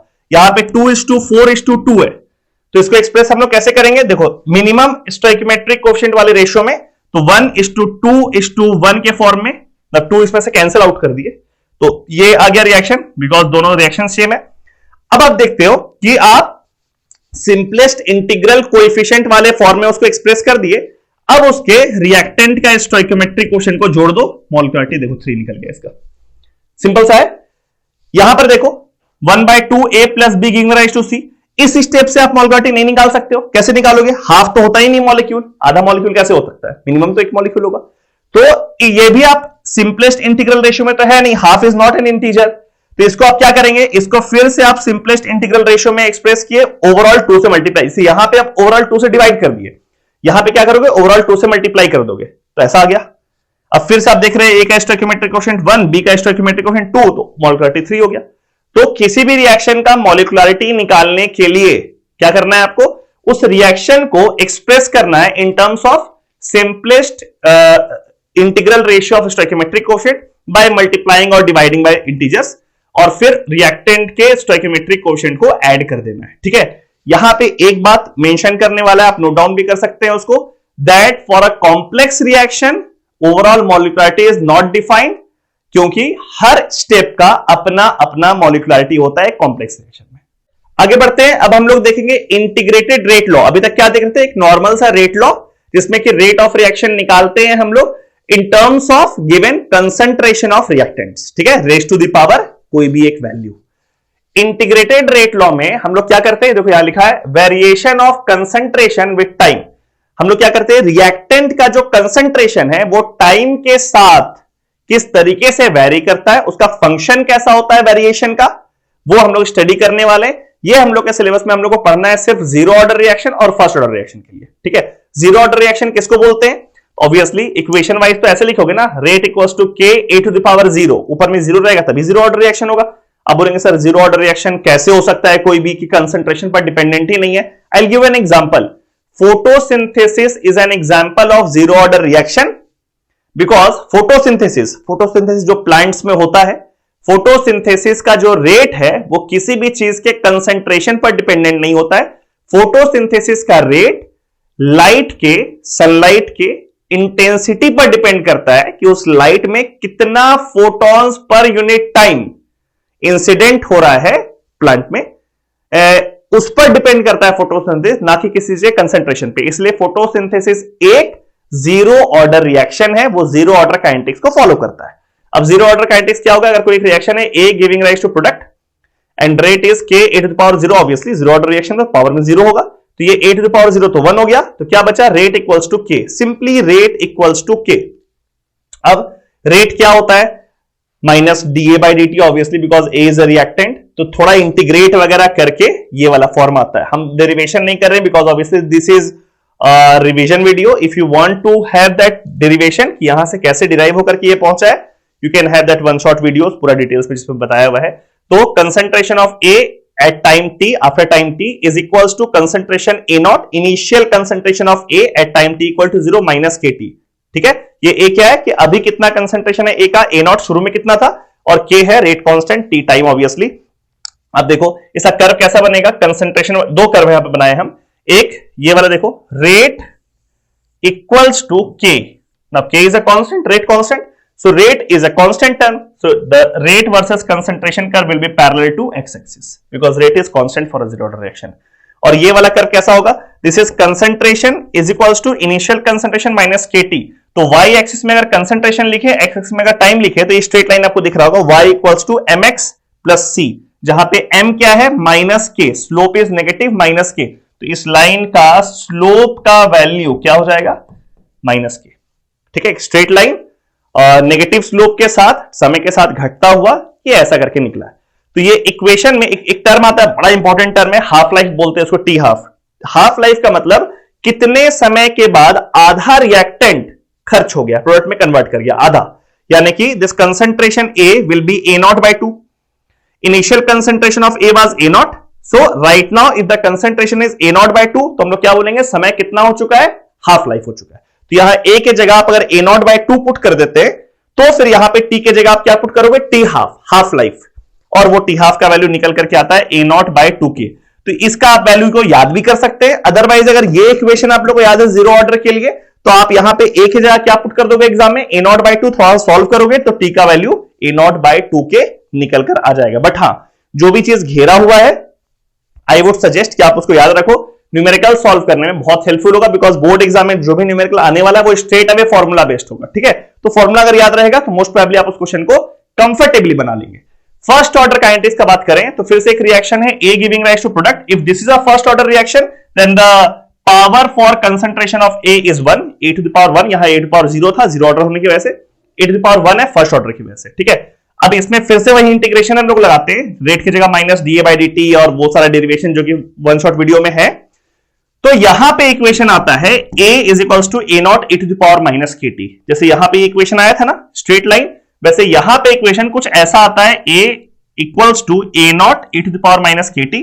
मतलब इसका कर्व कैसा बनेगा, concentration versus time curve, exponentially decreasing curve. आपको दिख रहा है इस पॉइंट से शुरू हुआ और वो एक्सपोनेंशियली डिक्रीजिंग है. And the concentration of A will never go zero. मतलब फर्स्ट ऑर्डर रिएक्शन में ये जो इक्वेशन है, इस इक्वेशन में A का वैल्यू कभी भी जीरो हो ही नहीं सकता है. आफ्टर आप t बराबर इंफिनिटी पुट करोगे तभी जीरो होगा. तो t बराबर इंफिनिटी तो हाइपोथेटिकल है, ये इनफाइनाइट टाइम के बाद. तो ये first order reaction never goes to completion. इसमें आप देखो हम कर्व भी जो बनाए यहां से शुरू हुआ है, इस पॉइंट पे A0 है, बिकॉज एट टाइम t बराबर 0 concentration of reactant was A0. But वो एक्सपोनेंशियली घट तो रहा है, बट उसको एक्स एक्सिस से कहीं पर भी टच नहीं करा है. मतलब कितना भी समय हो जाए वो रिएक्टेंट का कंसंट्रेशन पूरा वैनिश नहीं होगा, पूरा खत्म नहीं होगा, कहीं पर भी कभी खत्म नहीं होता है. फर्स्ट ऑर्डर वाला खत्म हो जा रहा है, देखो अरे इतने टाइम के बाद आधा हुआ है तो इसका डबल टाइम करोगे खत्म हो जाएगा. ठीक है, बट फर्स्ट ऑर्डर कभी भी खत्म नहीं होगा. इसको थोड़ा सा आप सॉल्व करोगे ln के फॉर्म में तो ये इक्वेशन आ जाता है ना. This equation is very important because ये न्यूमेरिकल सॉल्व करने में बहुत हेल्पफुल है. कि आपको क्या कर दिया, इनिशियल कंसंट्रेशन दे दिया, A का अभी का कंसंट्रेशन दे दिया, K का वैल्यू दे दिया और बोलेगा बताइए कितना समय बीता है. तो आप इस इक्वेशन में पुट करें कंफर्टेबली, वो टाइम का वैल्यू निकाल सकते हैं. Otherwise other way around, time दे दिया, A0 दे दिया, A दे दिया, आपसे पूछा बताइए रेट कांस्टेंट का वैल्यू क्या है, तो भी आप यहां से आराम से सॉल्व करके निकाल सकते हैं. ठीक है, T हाफ का वैल्यू निकालने के लिए अगेन आपको A की जगह क्या पुट करना पड़ेगा, A0 by 2, because T half का डेफिनेशन तो वही है, कितने समय के बाद रिएक्टेंट आधा हो जा रहा है. तो यहां पे A की जगह अगर आप A0 by 2 पुट करते हैं तो सॉल्व करने पर ये इक्वेशन आता है, which is again very important, that the value of T half is 0.693 divided by K. तो यहां पे 3-4 चीज याद करने का, जीरो ऑर्डर का ये इक्वेशन, कंसंट्रेशन का variation with time, T half का इक्वेशन, फर्स्ट ऑर्डर का either of these two equation, but I would prefer नीचे वाला इक्वेशन, न्यूमेरिकल सॉल्व करने के लिए बहुत फ्रूटफुल है, और ये T हाफ का वैल्यू. ठीक है, क्योंकि ये वाले इक्वेशन को देखो, rate equals to K into A, तो अगर आप रेट और कंसंट्रेशन का कर्व को प्लॉट करोगे तो Y equals to mx curve आपको दिख रहा है स्ट्रेट अवे. तो ये ओरिजिन से पास करता हुआ एक स्ट्रेट लाइन है जिसका स्लोप मेरे को दिख रहा है K, बिकॉज ये Y इक्वल्स टू mx है तो slope is K. These are certain curves and equation regarding zero order and first order reaction. ठीक है, now there is a term which is called activation energy, very important with respect to board examination. See, इस पूरे curve को बोलते हैं energy profile. Y axis में energy है और X एक्सिस में है प्रोग्रेस ऑफ रिएक्शन, यानी कि रिएक्टेंट से प्रोडक्ट का प्रोग्रेस. इस पॉइंट पे, पॉइंट A पे जो भी मॉलिक्यूल बैठा हुआ है इसको बोलते हैं रिएक्टेंट मॉलिक्यूल, और पॉइंट B में जो भी मॉलिक्यूल पहुंच गया इसको बोलते हैं प्रोडक्ट मॉलिक्यूल. तो A वाले मॉलिक्यूल को B तक पहुंचने के लिए इस पहाड़ को चढ़ना पड़ेगा, मतलब कि यहां पहुंचेगा तभी वो नीचे जा सकता है. वो आप ऐसा सोचो ना कि कुछ लोग यहां पे बाइसिकल लेके खड़े हैं, उसको यहां पहुंचना है, वो यहां तक अगर पहुंच गए फिर तो अपने आप वो बाइसिकल यहां पहुंच जाएगा. मेन बात है, सबसे इंपॉर्टेंट रिक्वायरमेंट है उनको यहां तक पहुंचना. This is what, this is average energy of reactant. ये y एक्स में एनर्जी है, सो A is reactant, so this line is average energy of reactant. और ये वाला पॉइंट जो है इसको हम लोग बोलते हैं थ्रेशोल्ड एनर्जी. कहां तक चाहिए आपको एनर्जी, है ना, एक्टिवेशन बैरियर को, एनर्जी बैरियर को क्रॉस करने के लिए यहां तक पहुंचना जरूरी है. तो this is called threshold energy and the difference between them is called EA. EA is what, activation energy. So activation energy का डिफिनेशन क्या हुआ? Activation energy is defined as the extra energy over and above average energy of reactant required by them to cross the energy barrier. ठीक है, इसको आप note down भी कर सकते, जो हम बोले वापस से रिवाइंड करके देख लो। तो इसको बोलते हैं हम लोग एक्टिवेशन एनर्जी। जितना मॉलिक्यूल जो यहां बैठा हुआ है उसके पास इतना एनर्जी और एक्स्ट्रा होगा, वही प्रोडक्ट में कन्वर्ट करेगा, अदरवाइज और कोई मॉलिक्यूल प्रोडक्ट में कन्वर्ट नहीं करेगा। तो जितने मॉलिक्यूल्स के पास इससे ज्यादा एनर्जी होता है जो प्रोडक्ट में कन्वर्ट करता है, उनको हम लोग कहते हैं एक्टिव मॉलिक्यूल्स। और जिनके पास उतना एनर्जी नहीं होता है और वो प्रोडक्ट में कन्वर्ट नहीं कर पाते, उनको हम लोग कहते हैं नॉन एक्टिव मॉलिक्यूल्स। यहां भी लिखा हुआ है देखो, active molecules are the ones that crosses the energy barrier and converts to product. So all the reactant molecules जिनके पास ये एक्टिवेशन एनर्जी की जितना एक्स्ट्रा एनर्जी है जो यहां तक जा सकते हैं, वही प्रोडक्ट में कन्वर्ट करेंगे, अदरवाइज और रिएक्टेंट मॉलिक्यूल प्रोडक्ट में कन्वर्ट नहीं करेंगे। बेसिकली प्रोडक्ट में कन्वर्ट करने का ये एंट्री फी है, ठीक है। तो वो एक्टिव मॉलिक्यूल्स कहलाता है। ये ए क्या है, यहां पे लिखा हुआ भी है, average energy of reactant. This B is this line corresponds to average energy of product, and this E the difference in average energy of reactant and the threshold energy is called activation energy, ठीक है। तो यहां पे जो molecules पहुंचेंगे वो यहां पे क्रॉस करेंगे। दो चीज है जिसपे कि रेट ऑफ रिएक्शन डिपेंड करता है। रेट ऑफ रिएक्शन का मतलब कितना मॉलिक्यूल यहां तक पहुंच करके यहां पे जा पा रहा है। जितना ज्यादा मॉलिक्यूल यहां तक पहुंचेगा उतना रेट ऑफ रिएक्शन ज्यादा होगा, जितना कम मॉलिक्यूल यहां तक पहुंचेगा उतना रेट ऑफ रिएक्शन कम होगा। तो दो चीज पर डिपेंड करता है रेट ऑफ रिएक्शन, एक होता है तापमान टेम्परेचर और एक होता है कैटलिस्ट। दोनों का बात करते हैं। जब आप टेम्परेचर बढ़ाते हैं ना तो ये रिएक्टेंट मॉलिक्यूल का एवरेज एनर्जी ही बढ़ जाता है। तो जो मॉलिक्यूल यहां तक नहीं पहुंच पा रहा था उसका एनर्जी आप बढ़ा दिए, तो ऑब्वियसली अब वो कुछ मॉलिक्यूल्स कंफर्टेबली यहां तक पहुंच पा रहा है। बेसिकली आप ये सोचो ना कि आप एग्जाम में कितने बच्चे पास हो रहे हैं आउट ऑफ 100 स्ट्रेंथ। मान लीजिए अभी 50 स्टूडेंट से पास कर रहे हैं, बड़ा टफ एग्जाम है, 50 बच्चे पास कर रहे हैं और 50 बच्चे पास नहीं कर पा रहे हैं, ठीक है। आपको पासिंग स्टूडेंट्स का स्ट्रेंथ को इंक्रीज करना है। So you have two options. पहला, आप हर बच्चे के मार्क्स को 10% या 20% से इंक्रीज कर दो। तो वैसे केस में जिन बच्चों का पासिंग मार्क्स से थोड़ा बहुत ही पीछे था, ऑन इंक्रीजिंग 20% मार्क्स, उनका पासिंग मार्क्स क्रॉस कर जाएगा और वो कंफर्टेबली पास कर जाएंगे। यही काम करता है तापमान टेम्परेचर। वो हर एक रिएक्टेंट मॉलिक्यूल्स के एनर्जी को बढ़ा देता है। तो जो मॉलिक्यूल थोड़े बहुत एनर्जी के डिफरेंस की वजह से वहां नहीं पहुंच पा रहे थे वो पहुंच जाते हैं, ठीक है। दूसरा काम आप कर सकते हैं एग्जामिनेशन के पर्सपेक्टिव से कि आप पासिंग मार्क्स जो है उसी को कम कर दो। तो वैसे केस में क्या हो गया, रिक्वायरमेंट आप कम कर दिए, तो जो मॉलिक्यूल का थोड़ा बहुत से बच रहा था, अब पासिंग मार्क्स उनके मार्क्स से कम हो गया तो वो आराम से पास कर रहे हैं, है ना। मान लो पासिंग मार्क्स 40 है और जो बच्चों का 37, 38 आ रहा था वो पास नहीं कर रहे थे, आप पासिंग मार्क्स को 35 कर दिए, तो अब वो बच्चे पास कर रहे हैं, तो number of passing students increase कर गया। ये काम करता है कैटलिस्ट। कैटलिस्ट क्या करता है, प्रॉपरली समझो और नोट डाउन भी कर सकते हैं आप। Catalyst basically takes the reaction reactants through a different reaction mechanism. Reaction mechanism क्या हुआ, actual path followed by the reaction. एक कॉम्प्लेक्स रिएक्शन होता है ना कि पहले ए से वो बन गया, फिर ये बन गया, फिर ये बन गया, अलग अलग स्टेप्स को मिला दिया जाए तो ओवरऑल रिएक्शन। तो कैटलिस्ट क्या करता है, रिएक्टेंट्स को एक अलग मैकेनिज्म से लेके प्रोडक्ट में लेकर के जाता है और वैसे मैकेनिज्म से लेके जाता है जहां पे एक्टिवेशन एनर्जी का रिक्वायरमेंट कम होता है। मतलब कि आप पासिंग मार्क्स को ही कम कर दिए, ठीक है, ऐसा प्रोफाइल। ये ऊपर वाला जो कर्व है it is without catalyst, you can see इसका एक्टिवेशन एनर्जी का रिक्वायरमेंट ज्यादा है, पहाड़ ऊंचा है। नीचे वाला है विद कैटलिस्ट जिसका एक्टिवेशन एनर्जी का रिक्वायरमेंट कम है, पहाड़ छोटा है। तो आप कैटलिस्ट के प्रेजेंस में ये रिक्वायरमेंट को, इस पहाड़ को छोटा कर दिए तो अब ज्यादा मॉलिक्यूल पहाड़ क्रॉस कर पाएगा और रेट ऑफ रिएक्शन बढ़ जाएगा, ठीक है। तो दोनों पॉइंट क्लियर होना चाहिए। टेम्परेचर की वजह से भी रेट ऑफ रिएक्शन बढ़ता है और कैटलिस्ट के आने से भी रेट ऑफ रिएक्शन बढ़ता है। कैटलिस्ट क्या होता है, a catalyst is something that takes the reactant through a different reaction mechanism to the product and the mechanism it takes has lesser activation energy than the normal mechanism, ठीक है। ये होता है कैटलिस्ट। अब ये तो हम लोग बात कर दी क्वालिटेटिव कि भाई टेम्परेचर से कैसे रेट ऑफ एक्शन बढ़ता है या कैटलिस्ट से कैसे चेंज होता है। अब हम लोग थोड़ा क्वांटिटेटिव न्यूमेरिकल बेस्ड अप्रोच की तरफ आते हैं कि कैटलिस्ट और टेम्परेचर का जो इंपैक्ट है रेट ऑफ रिएक्शन में वो शो होता है through this Arrhenius equation, K equals to A to the power minus A by RT।